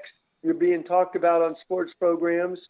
It's really great. And now this qualification cycle coming up is a big deal. It's a big deal because advertisers want to advertise in the World Cup. It's a big deal that, you want those players seasoned going into 26 because we're hosting the World Cup then along with Canada and Mexico. Yeah. So it's huge. It's a big deal. And you're going to be getting a lot of media and a lot of publicity and hype on it in the next couple of years. And it's a big thing in American soccer because we're a very young team. It'll be interesting how Burkholder puts it together and see if these players can play. It's just not right to have Christian Pulisic bear the brunt of everything. He's a great little player. He's a big time. He's been incredible. He's been incredible with Chelsea here since they've resumed. Yeah. I've been watching him on NBC Sports Network, which that's the other big difference. People here in the States are watching English Premier Soccer among big numbers. TV. I'm sure it was different back when you were playing in Europe. European soccer has grown and exploded during this time as well. Yeah, it's always big on TV in Europe, no doubt about it. But the explosion is here in America. There's no doubt. There's no doubt. Soccer in Europe is number one for the most part. But here it's maybe number 4 in the sports behind football, baseball, basketball. Right. But then maybe it fights for number 4 between hockey and that. I don't know. But I would definitely say that it's grown immensely. And like I say, social media, television, sports programs, talk shows, they talk about it. But yeah, the U.S. men now, it's a totally different deal. They'd call us up, Eric, and they'd fly us, they'd give us tickets and say, well, you're going to, in the next 2 weeks, you got to be here, fly into there, no training, very little bit of preparation, not a ton. Then you're playing all these international games, and then you fly back. And you don't see anybody for 6 months. Yeah. Now they have training camps in Carson and Bradenton and all this, and they bring players in and out, and the coach keeps an eye on everything, what's going on, and before the qualifications, you got 2 or 3, 4 weeks of preparation, and it's the whole, it's a different ball game. They're all sequestered up and everything. It wasn't. No, it wasn't like that with us. It was a big honor playing for the U.S. It was a huge honor, and I reflect on it now, and I imagine most of the other guys that played with me, they probably appreciate it now more than they did then. It was just, wow, we're playing for the U.S. Let's get after it and play. It's a great honor, but when you really reflect on it, it's very special. I mean, that's, to me, you can't get any more special than representing your country. Yeah, I think when you're younger, you don't appreciate it as much as you do now. You're right. A couple things before we let you go here in the few minutes we got left with you. I would be remiss. A year ago, you got inducted into the Florida Sports Hall of Fame. It was an event held at the Amway Center in November. You became the third person from UCF to be inducted, joining Michelle Akers and the great Torchy Clark. What was that like for you when you found out you were getting into the Hall of Fame, the Florida Sports Hall of Fame, for not only what you did here at UCF, but what you did obviously with the Tampa Bay Rowdies and among others? What was that like for you? Well, I don't know. I mean, I don't necessarily always think in those terms, Eric, much. I just, when they announced it, that surprised me, because there's a lot of really, really good athletes in the state of Florida that aren't just soccer players. They're basketball, baseball, everything, right? So, football, swimming, tennis, golf, everything. So to be inducted with that class, with Annika Sorenstam, world-class golfer, oh my gosh, it was that. And then you had Chris Winkie was in there, and Jason Varitek. Oh, you had a number of people in there. You had, oh my goodness, a really great basketball player for the Magic, Nick Anderson. You're in there with those group of people. You kind of go, wow, how did that happen? So fortunately, I was in it, thank God. And I just, I don't know really. I don't think of it was, I deserve to be in there. Yeah, that's me, because I think there's a lot of people that deserve to be in it. I guess I'm just one of the fortunate ones that were selected that year. An incredible class. Pete Dunn, the Stetson baseball head coach, was part of that class as well. I mean, well-deserved honor there. Last thing before we let you go. I mentioned it earlier. You've given back to UCF. You've given back to the soccer program. In 2015, you helped donate to help new lockers. Describe that time there and donating back to the program and being so still following the program, still having the passion, but also helping them out even today, by your donations and helping with the lockers, which players today and then the future nights get to use. Well, yeah, that's one thing with the lockers. That's one thing, Eric. But I think something a little bit more that I'm more pleased with is that was a small portion of the money that was donated. The majority of it went to an endowment, which is a scholarship endowment for a soccer player, male soccer player with a business bent, because I graduated with a degree in finance. And I'm really proud of that, because I went back in 2006 and finally got that degree. I had to leave school early to go play professional soccer. So I finally got that degree in finance in 2006. So I was delighted. And I just have a passion for business. I think everybody should own a small business, of which I did with two other gentlemen. We had 50 people, Bayshore Technologies. It was all technology company that supported HP and Microsoft, Citrix, companies like that. And we deployed those products. But more importantly, that goes to, that scholarship goes to help Scott Calabresi's team, with players that are coming in early to school that either need books or need to take courses and credits and things like that. So that endowment will be in perpetuity. So I'm really pleased with that. I'm understanding that maybe the locker room, because that you guys are building all the time, you've just completed this massive athletic complex. So the men's locker room is now one of the first people to go into that new building. So I don't know how that's going to play out as far as naming or anything like that. But I was only too happy to help. It was Brian Cunningham at the time who was the coach, and they needed some help, with the lockers to compete, bring kids in. So, yeah, part of that money went there, but probably 75% of that money is in endowment, though. and that's what I'm really pleased with. And I just like I say, I feel really fortunate, and I thank God that I had the ability to be able to do that. I love what UCF's doing. I've always followed the men's program there.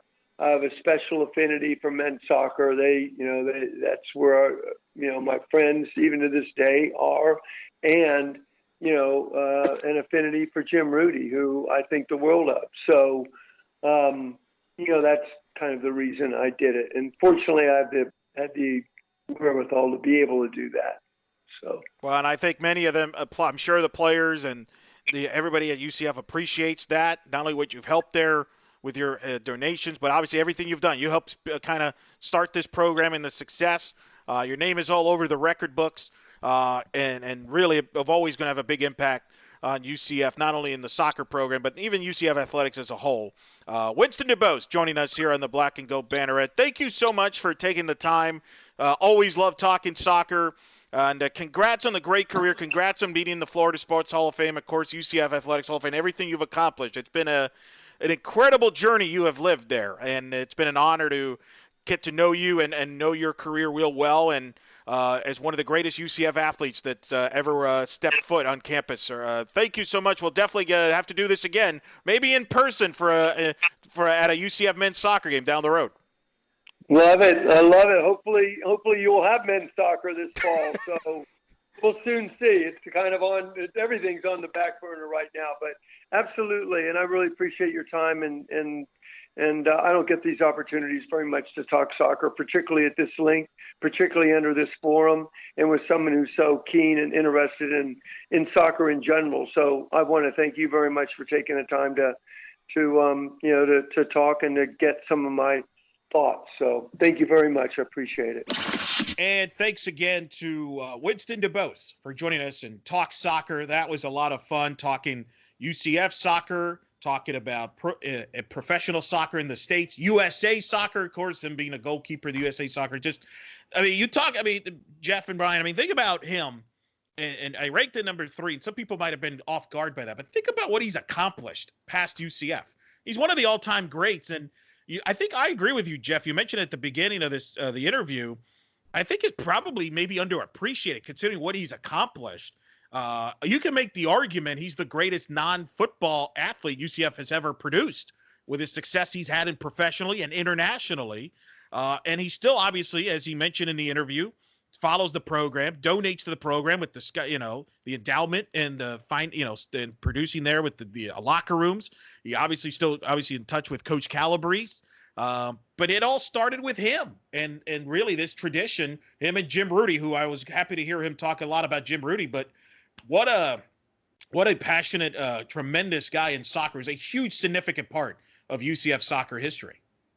And not just that, but the fact that, he was good enough to play over in England at the time. And this is a time, I think, a different time when there was, people forget this rather easily, but soccer had a moment in the United States in the late 70s and early 80s. And that was when Winston was playing professionally. You mentioned the NASL, the New York Cosmos at the time, and Pele who was the guy? There was the great player from Germany who also played for them, and I forget. Yeah, he talked about it throughout. It was the who's who of the world soccer at that time. Franz Beckenbauer. Yeah, they all played in the States.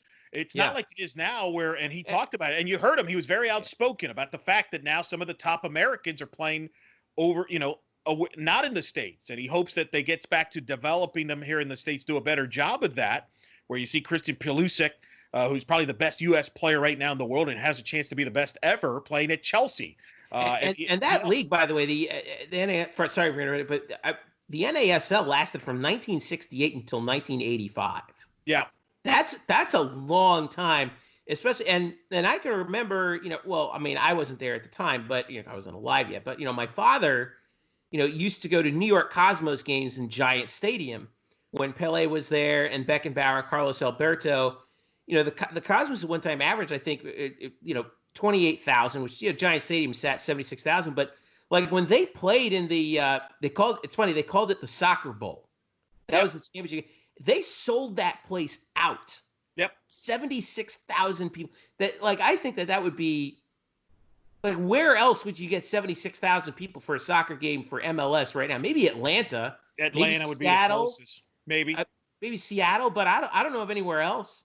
No, I mean, you would have to go like World Cup style at that point. Yeah, and it would have to be for the MLS Cup game, right? Probably more than likely. I was fascinated to hear him break down the MLS and the differences with the MLS and the NASL. The NASL had great players like Pelé and all the players you've mentioned, whereas the MLS is more developmental. They're not spending as much money like the NASL, which is really what cost them at the end. They spent so much money, but the demand for soccer wasn't there in the States, because while, yes, they sold out New York, the Cosmos, there were other teams that didn't do well. And so it was fascinating to hear him talk about that, and playing back in Europe back in the day when this was way pre-English Premier League. This was, the Southern leagues and things like that. What a journey, what a career, what a life he has lived. Think about it. I mean, it's been unbelievable. And as I mentioned, last year became the third person from UCF to be inducted into the Florida Sports Hall of Fame, because he's a legend with the Tampa Bay Rowdies. And had a great career there, and joining Michelle Akers and Torchy Clark in the Florida Sports Hall of Fame. It was such a treat to talk to him. One of the greatest. And I hope, as I did the top 100, and I know people kind of nitpick certain things with rankings, but as I talked with Murph about this last week, don't focus too much on the rankings, because a lot of times rankings, there's a meaning behind the number beyond just, hey, I think he's the third best player ever. As I mentioned, he was the 3-time All-American at UCF, which is still him and Brickovic, as we talked about in the interview, are the only 3-time All-Americans in men's soccer history. He is the third guy to get inducted to the Florida Sports Hall of Fame from UCF, the third person. So the 3, that's why I put him at 3, among the many reasons I put him at 3, let alone his on-the-field credentials. And he's still a big part of UCF Soccer. He still supports it. He supports it financially. There's UCF Soccer players. They're using scholarships that Winston DuBose helped create. Yeah. That's what you would like. That's all you. What more could you want from a UCF alum and a great athlete like him? No doubt. And by the way, I mentioned that famous 1978 Soccer Bowl where the New York Cosmos and Pelé and Carlos Alberto and Franz Beckenbauer won the Soccer Bowl. Who did they play in that game in front of 76,000 people? Winston DuBose and the Tampa Bay Rowdies. And it was, I'm sure that, for Winston, that was a heartbreaking time, but what a moment it was for soccer back then. It's a shame that the game lost all that ground over that period of time. But the fact that Winston is still trying to keep that ground going here in Central Florida, which still has a passionate soccer community, is fun to watch. So thanks to Winston for spending time with us. What a great guy to talk to. And here's to his continued success in supporting soccer in Central Florida. All right. We get back. A couple news and notes that we want to talk about. We're going to talk a little basketball. And we'll talk a little bit more about these rankings as they enter a new phase here on Black and Gold Banneret. Stick around. We'll be right back. All right. Welcome back to the Black and Gold Banneret Podcast. Jeff Sharon, Brian Murphy, Eric Lopez with you here. We'll wrap this thing up with a little... Well, we got some news. We got some basketball news we can talk about. First, UCF scoring a home-and-home series in basketball. Basketball. I know. With the University of Michigan. Now, reportedly, they have not announced a exact date. All we know right now is that it'll be 2020 in Ann Arbor and 2021 in Orlando. Now, obviously, COVID-19 notwithstanding. However, it's big news. Hey, and what do we know about Michigan, right? Aubrey Dawkins went there before he came to UCF. Obviously, I think Johnny Dawkins has some relationships with the staff over at Michigan.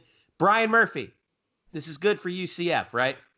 Well, just so we're clear, Johnny Dawkins probably had a lot of connections to the staff previously, because that staff really is no longer there because the Beeline staff is gone and Juwan Howard is now in his second year as the head coach. I'm not sure of how familiar Johnny Dawkins is with Juwan Howard, but considering his connections with Grant Hill, again, I'm just trying to clean that up a little bit. However, yes, as I take my circuitous route to a point, they all played in the NBA. It's fine. We all get it. This is very significant because, as I wrote for the site last week when this story came out, this is probably the most prominent basketball program that UCF will have a chance to face since they played Villanova as part of the Charleston Classic in November of 2016. That year, Villanova was number 3 in the nation at the time of that tournament. And since then, certainly UCF has played a number of decently name brand teams like Alabama, Missouri, West Virginia, Miami. This sounds better if you're on a football field, really. Oklahoma too. But those teams, in terms of basketball, both in terms of history and importance to the sport, don't match up with Michigan.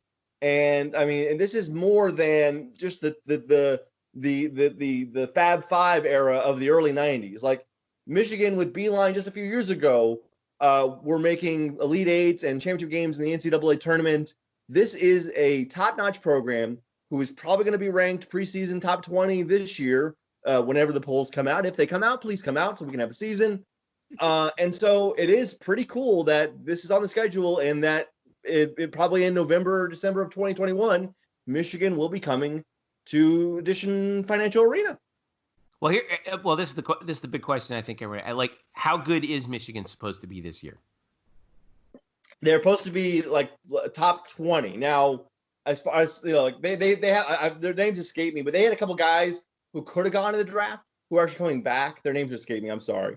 So if they had gone, they probably wouldn't be top 25. They're looked upon and forecasted to be in that 18 to 25 range. Isaiah Livers was the one guy who just announced that he's coming back. That is one of them. There was another guy too, and I'm sorry I can't remember it. But also even if Michigan was so-so, and again last year in the Big Ten, they weren't great in Juwan Howard's first year. They were 19-12, 10-10 in the Big Ten, but still Michigan means something as a brand in the sport of college basketball. Still, it's probably one of the top 25 most important programs in the history of college basketball, and that's something that Miami, Oklahoma, Missouri, Alabama, West Virginia can't say on the hardwood. Mm-hmm. All right. Well, I'm looking forward to it. I tell you, it's going to be really interesting. God willing, it happens. Seeing in 2021 the mighty Michigan Wolverines coming to Orlando. I think that's such a great get for UCF. And hey, here's a chance. Never know, chance to beat him, right? Any given night. Well, what about the job though? I mean, Johnny Dawkins, what an off season getting CJ Walker coming to transfer. Yeah, there's going to be a lot of talent on that floor when those games happen. Right, and we encourage you to check out our previous episode when we had Michael O'Donnell a couple episodes ago. We broke down the basketball roster in depth. But look at the scheduling, because I remember there was always a criticism, well, UCF's not going to be able to get marquee teams to come down here, because of the program status and whatever. You look at what Johnny Dawkins do. He just got a home and home with Michigan. He's got a home and home with Oklahoma. I mean, Michigan is one of the marquee. It's probably up there. Brian mentioned Villanova.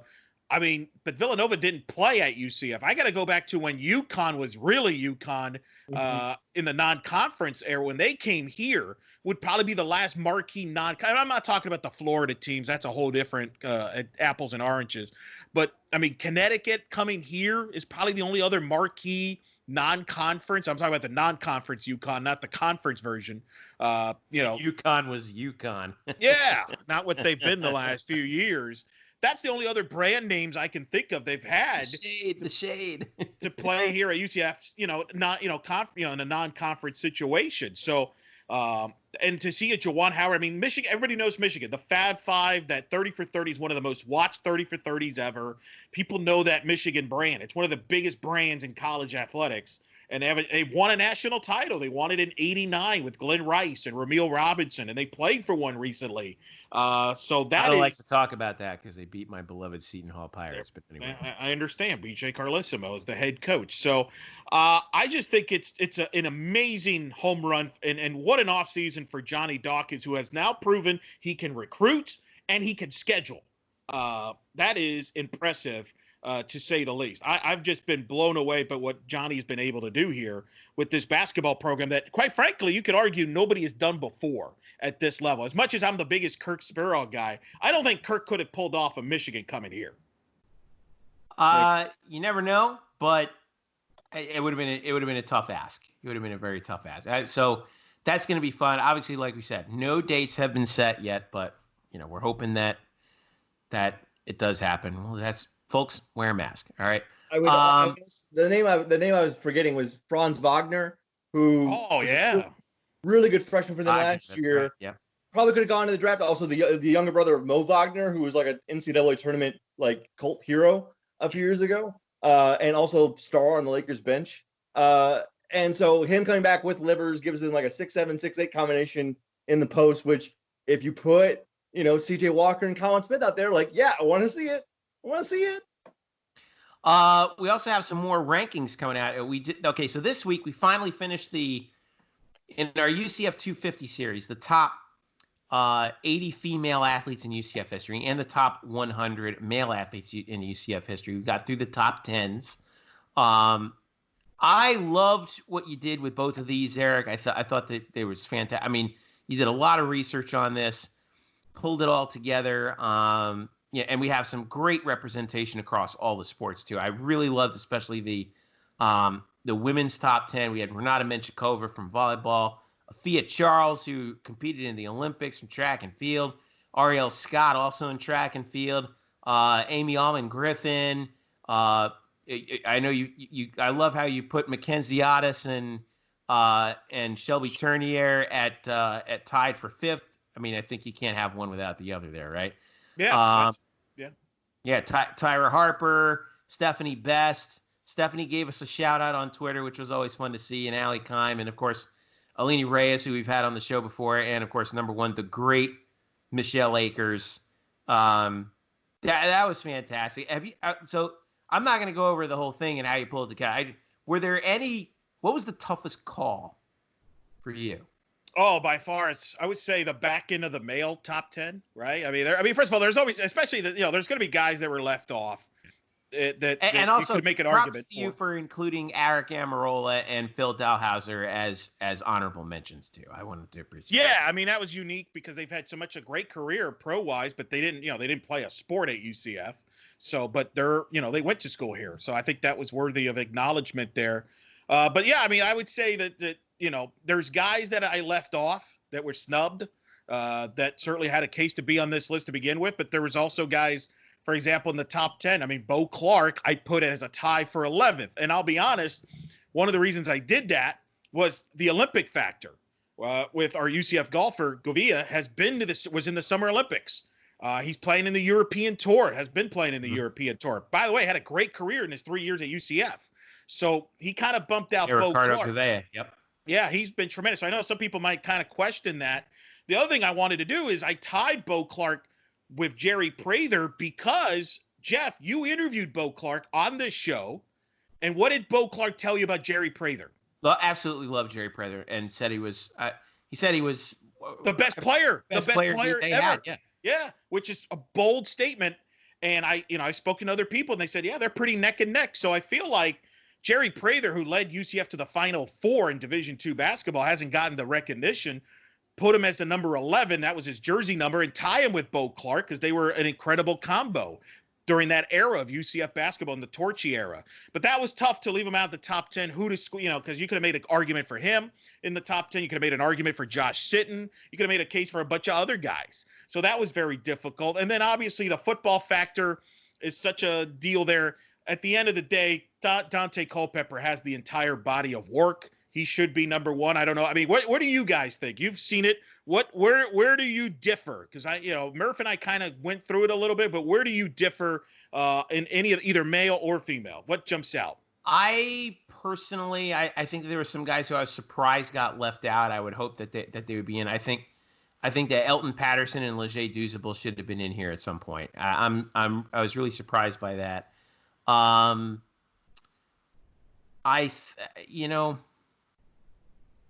don't have any issues with the women's top 10. I really don't. I think that the one call that you could make is, I know you tied Allison Kime and Stephanie Best. I think you could probably, I feel like you could interchange Stephanie Best and Alini Reyes, but then again, maybe not. Because Alini played in the Olympics. She played in the World Cup. Bingo.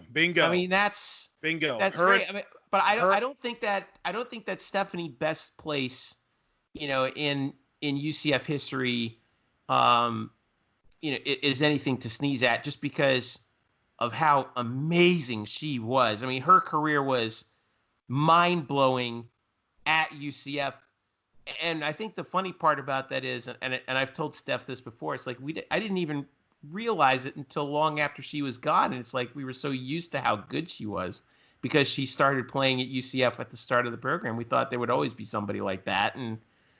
And looking back on it, it's like I'm thankful that I witnessed it, so that would be the one for me. I probably would have put Steph. Maybe I would have put Steph all alone at third, maybe Allison at fourth. Nothing against Allison. Well, I mean, that's a whole debate. That's been a big debate in softball. Who's the better of the two all time in softball? That's why I tied it, because I avoided that topic. Yeah. I also pointed out, by the way, when the lights are on, you always avoid the controversy, Lopez. By the way, what number did Steph wear? 3.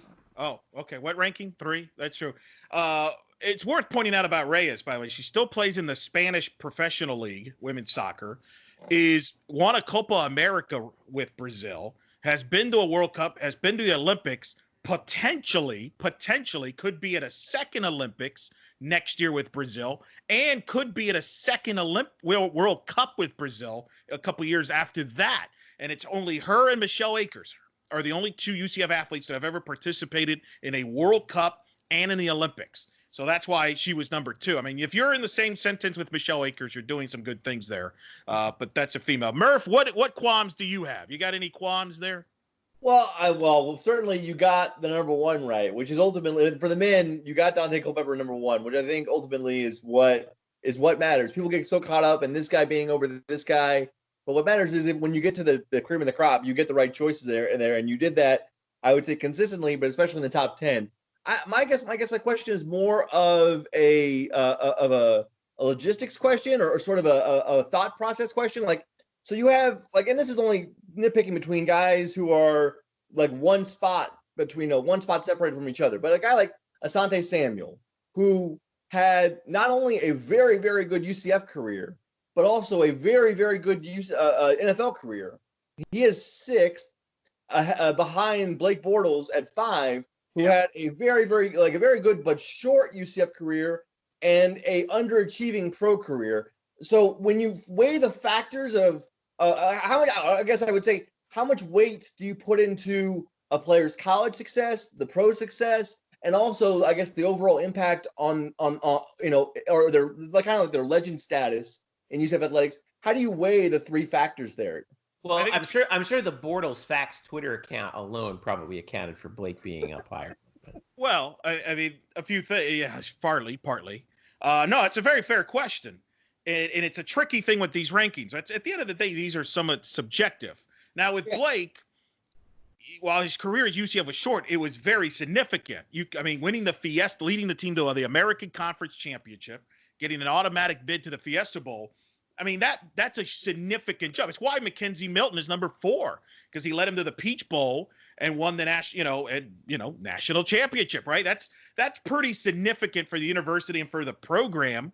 And Blake is the highest draft pick of any UCF athlete of all time. Number 3 pick in that NFL draft.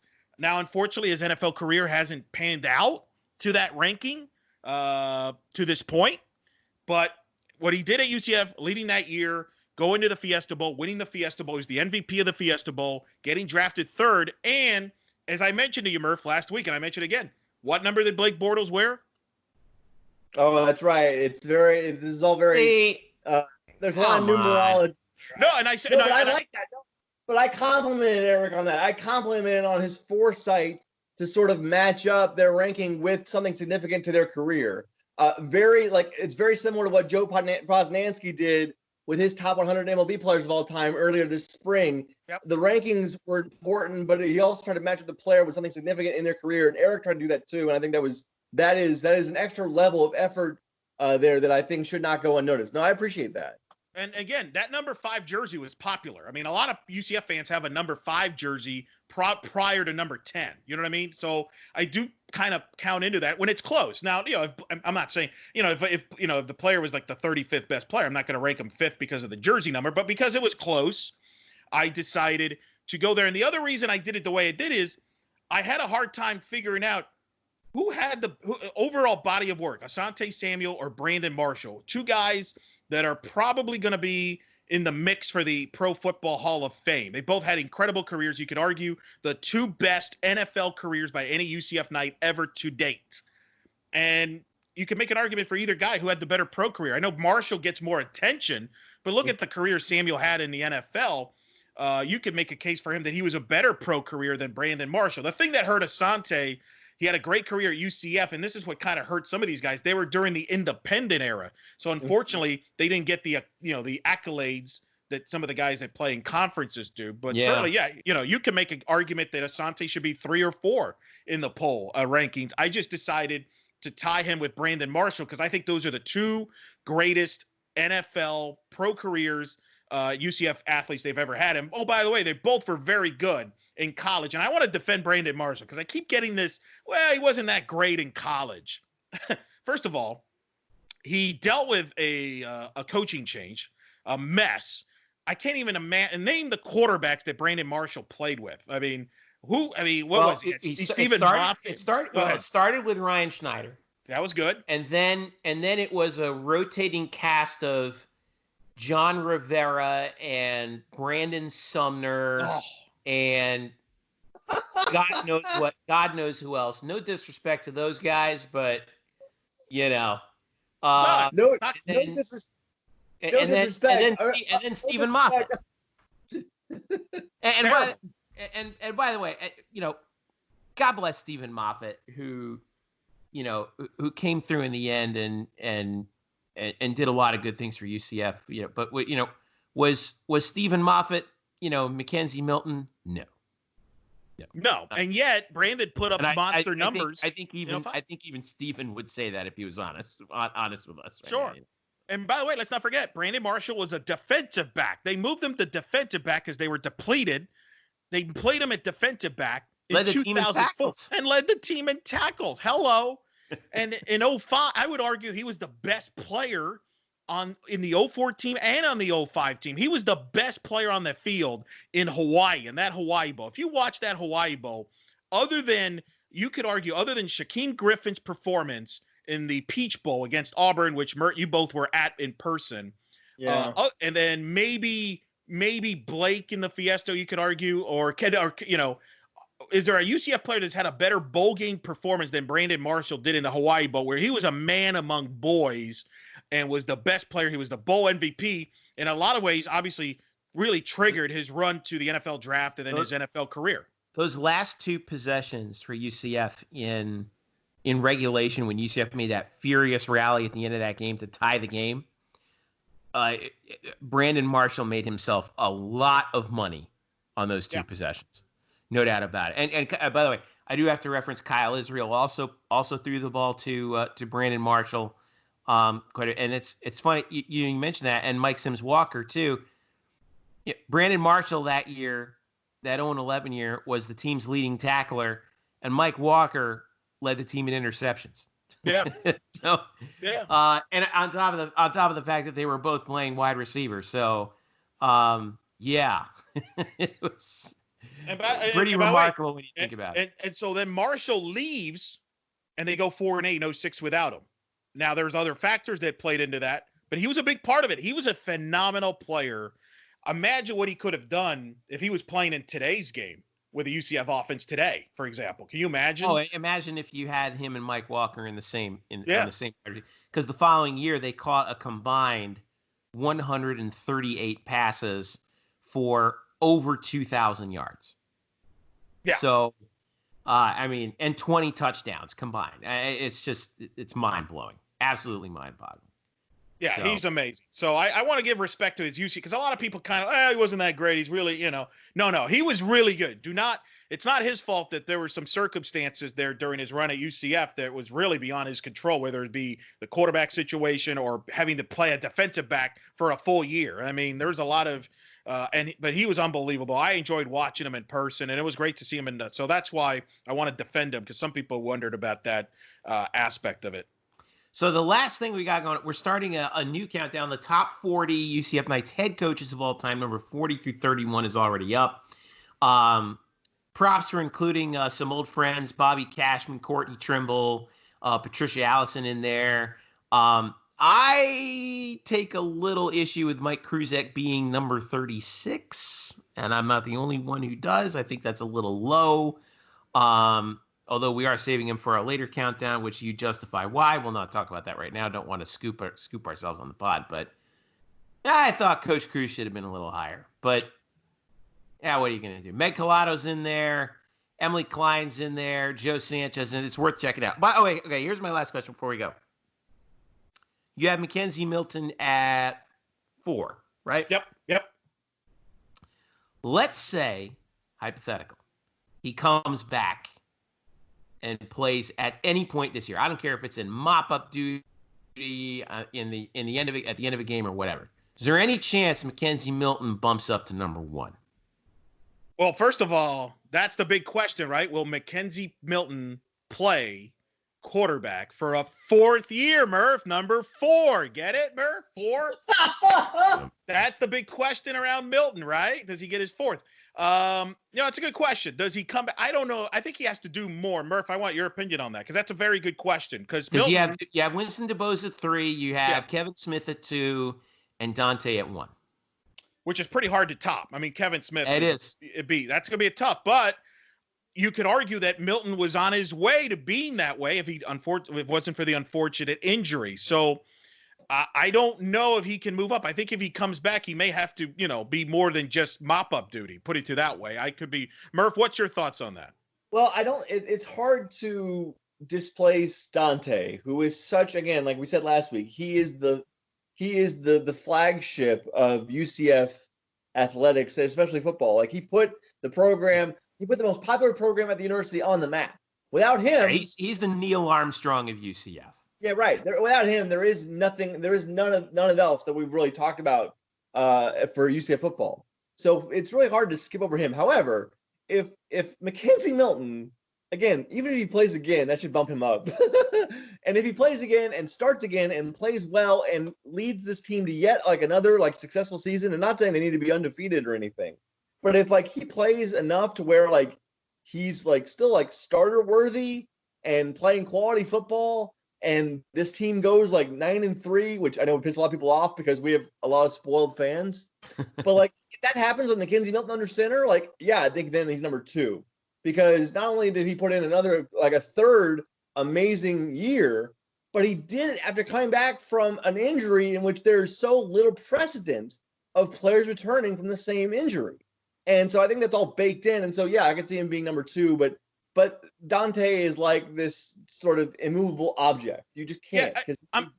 Let's discuss that more because there's a lot of people in our audience, right, that have seen Milton but probably didn't see Culpepper, especially at UCF, and I don't think understand the impact he's had on this program.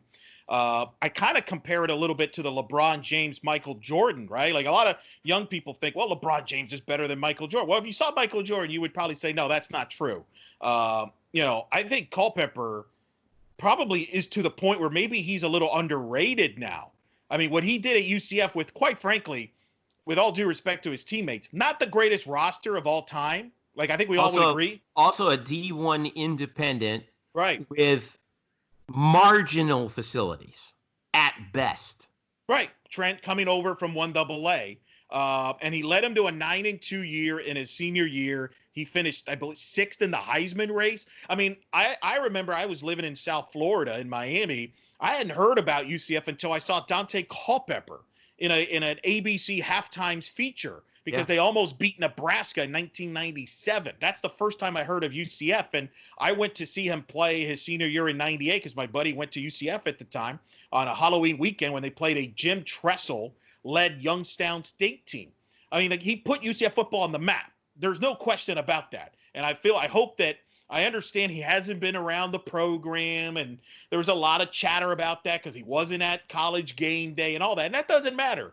What he accomplished on the field was tremendous. And by the way, really had a really great NFL career going until he injured his knee. He was just honored December 24th, and I included it in the article. He was honored as one of the 50 greatest Minnesota Vikings of all time. He was honored on the field, and he was a 3-time Pro Bowler, was in the offensive MVP. He was on track. He was on track to be in that conversation with Brady and Manning, among the best quarterbacks in the league. He led them to the NFC title game when both your stupid Giants ruined everything and beat the crap out of him in that NFC so sorry, title game. Dante. I really am. But you know, But you think about, imagine if he wins that game and he gets to the Super Bowl against Baltimore. Does he beat Baltimore? I don't know, but he would have been a quarterback that led his team to the Super Bowl. And unfortunately, his knee injury, he was never the same. Yeah. And I think people kind of forget that. But I think we need to, and I'm a Milton. I like Milton, and I do agree with you, Murph, about that. And that's the beauty of these rankings that is worth pointing out. There are guys on this list that can move up still, and there's guys that will probably drop, depending on what happens. So I think so yes, Milton can move up. How high, it remains to be seen.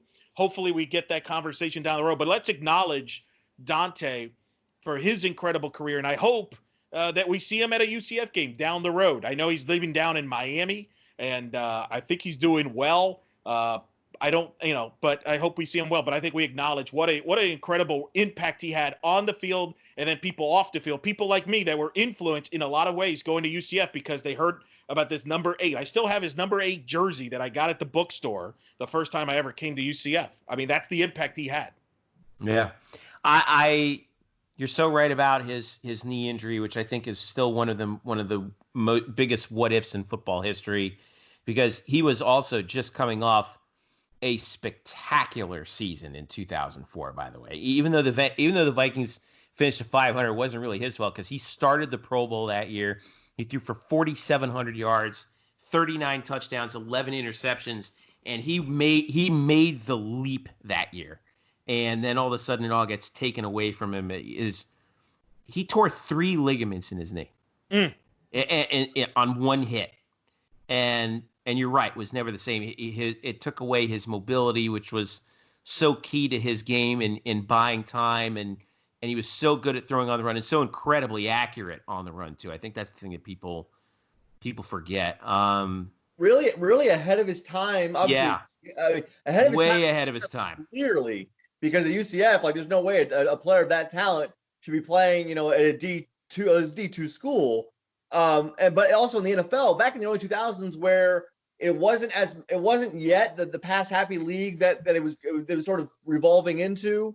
Remember the Rams' greatest show on turf in the early 2000s? That was special. Now everyone does it, but back then, so he put Boffo passing stats, had a gigantic arm. And with his size and mobility, he was kind of like Cam Newton 10 years before Cam Newton was Cam Newton. Could you imagine Dante Culpepper if he was playing now in an offense that runs like run-pass options? Yeah. Forget about it. Yeah. He'd be amazing. Unbelievable. By the way, I don't know if Dante listens, but if he is, Dante, we would love to have you on, man. Yes. For however long or short you want to. The invite is open. We would love to have you on the show. No doubt about it. So. By the way, Jeffrey, Mike Kruzek's head coach record at UCF as a head coach without Dante Culpepper, 27-28. Okay. You make the case. You make the case. I don't know if I would have put him that low. Well, you don't know. We're going to find out who else is on the list. Yeah, you're going to have to find out who But else. he is going to get acknowledged. Does not mean, and we're not to give it away. He will be brought up again in a future ranking. Yep. So that'll be much more positive, higher ranked, which I think where his impact was big time. But, and by the way, being ranked in the top 40 ain't bad. It's not like we've only had 40 coaches. We've had a lot of coaches. And as you will see, a lot of great coaches moving forward. So be on the lookout for that on blackandgoldbanneret.com. All right, so let's wrap it up here. We got a lot coming on. Baseball is going to be starting. That's right, Murph. All right, Murph, here we go. Murph, this is the moment of truth. Who you got? Holiday. This is a holiday for you, Murph, right? One of your favorite days. Granted, this is probably the most bizarre one of your lifetime. But this is opening day. Yeah, right? But this is it. Opening day, Major League Baseball. We don't even know if we'll get a full season in, but let's just, for positivity and on a good note, let's say they play a full season. Who's playing in the World Series? Okay. So yeah, it's a holiday, but it's like if they celebrated Christmas in March. It's just weird. It's just really weird. The World Series is should be Yankees Dodgers, which means that's absolutely not going to happen. absolutely not going to happen because that's the thing that everybody thinks is going to happen. But you kind of be stupid to pick anything else unless you want to be sly. But no, it's like picking Mike Trout as the MVP in the American League. Like, yes, he should win it because he's the best player and he's still in his prime and he's one of the best 20 players of all time. But that's what everybody expects. So it's no fun to pick that. If you want like a dark horse, I mean, the Rays are a dark horse because they're so deep. They have so many arms they can throw at you. In the American League, I think the Rays for the local fans, I think they could definitely be the third best. I would say the third best team in the American League behind the Astros and Yankees, and maybe the second best team if the Astros without Cole and an aging Verlander just don't live up to expectations. We need those expanded playoffs, man. Well, Jeff, as of this recording, we have about 19 hours to get them done. I don't know why baseball is waiting to or is negotiating a 16-team playoff the day before a season, like a high school senior trying to write a book report that he had assigned 4 months ago. But this is exactly what's happening in baseball. The Toronto Blue Jays don't have a home. We don't know how many playoff teams are going to be. The season starts tomorrow. Baseball is a mess. I love it. It's also it's also weird. It's got this uncanny valley vibe to it. It's going to be madness. Will there be baseball is that girlfriend that just can't get it together? How about that bonus baseball prediction, Murph? Will there be a UCF alum in the Major League Baseball playoffs? As I go through the teams that UCF baseball players are on, Dan Winkler with the Cubs has a chance because I think Dan Winkler will break. By the way, for those, we talked a little bit about this last week, but I do actually believe, looking at all the projections, that of the four UCF alums who are on the 60-man rosters across baseball, I do think it sounds like 3 of them are going to make the 30-man cut, which will be announced on Thursday at noon. I think you'll see Drew Butera be the backup quarterback. Yeah. In Colorado, Dylan Moore as the utility player in Seattle can play infield or outfield. And Dan Winkler will be in the Cubs bullpen. I think the Cubs are probably the best team of the 4. Butera's on the Rockies, Moore's on the Mariners. You have Bo Taylor, who probably won't make the 30. He's on the Indians. Of those 4 teams, the Cubs are the best. Will they make the playoffs? In the National League, that's really tough because the NL East is stacked with the Nationals and the Braves. You obviously have the Dodgers. Don't overlook the Diamondbacks. The Cardinals are always good. The Reds are coming up. So it's going to be tough for the Cubs. If anything, they get in as a wild card. But, anytime there's a UCF player on TV, I will watch because I'm back to waking up at 5 a.m. to watch Ben Lively. So why not? He's supposed to start, right? Like, isn't he starting like Friday morning right after this Major League Baseball opening night? Like, are you going to be just watching baseball day and night? This is very inside. No one cares about this other than me and Eric. KBO insider Brian Murphy. Eric, today, Wednesday's Samsung Lions game got canceled, I guess, due to rain or whatever. So that pushes everybody back. And so Lively is starting on probably, I would assume, starting now on Saturday, which is bad for me. No. Only because I have a tennis match I need to cover at 9 a.m. and Lively would pitch at 5:30 in the morning, and Saturday is going to be long. Get the coffee out. Don't forget, Cubs Brewers at 1:00 first pitch with our good friend Adam Amin calling the game on Fox. Yeah.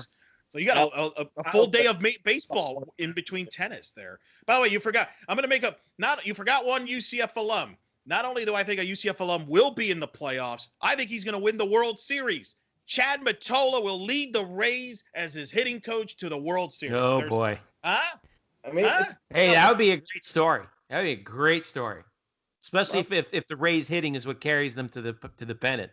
Well, and the big advantage they have is they're used to playing in an empty ballpark, so they should adjust quite nicely on their home field. Are you projecting a Sunshine State World Series between the Marlins? No. After Todd Hollingsworth, as Murph brought up Todd Hollingsworth, and watch the that's no. In fact, as a Marlins fan, we're just excited that it's a 60-game schedule because it means the season will end quicker. As a Marlins fan, it's like the NBA. Like, Eric's just excited that they let them play. You know, Yeah. it wasn't like they excluded them from the season. That's correct. So, but I'm going Chad Mottola, our boy, win the bring the World Series to UCF. That's what I want. The World you heard Series. it here, Chad. Good luck. And then Taco Fall, baby, in the bubble, NBA Celtics. Let's go. Look, so there's a lot of UCF action getting ready to happen in the pros in the next few weeks. So yes, Taco Fall up with the big club. We got 3 nights playing in Major League Baseball. We still got Warren Creavalle out there in MLS. Like, you know, we got some stuff going on here. Cal Jennings is still out there. Cal Jennings, USL. Jeffrey, you would have been proud of Murph last week. He saw Jennings' debut with Memphis live on the air. And then the next game, Cal Jennings scored a tying goal, which was a beautiful goal. If you watch the highlight on YouTube or on the Twitter, it was a tremendous goal for him in Memphis. So he's off to a good start in Memphis there. By the way, I want to bring up the amazing clip of Taco Fall. It looked like he was like, he's like now dribbling and driving now, which is just... Oh, give me some of that, baby. I want dribble drive Taco Fall, and I want 3-point threat Taco Fall now. He's like Taco Fall slasher. What is this? We might see that at the Celtics scrimmage. Weird stuff happens in the bubble, man. The Celtics, you might see the Celtics in the scrimmage there doing, you know, you might see Taco doing some of that here with the scrimmage starting here at the bubble here at Disney. Oh, I am so here for that. Oh, God, what a time to be alive. I think, you know, it's been rough, but, you know, hey, we have this. This is good. Any good news we can latch onto, we'll take. All right.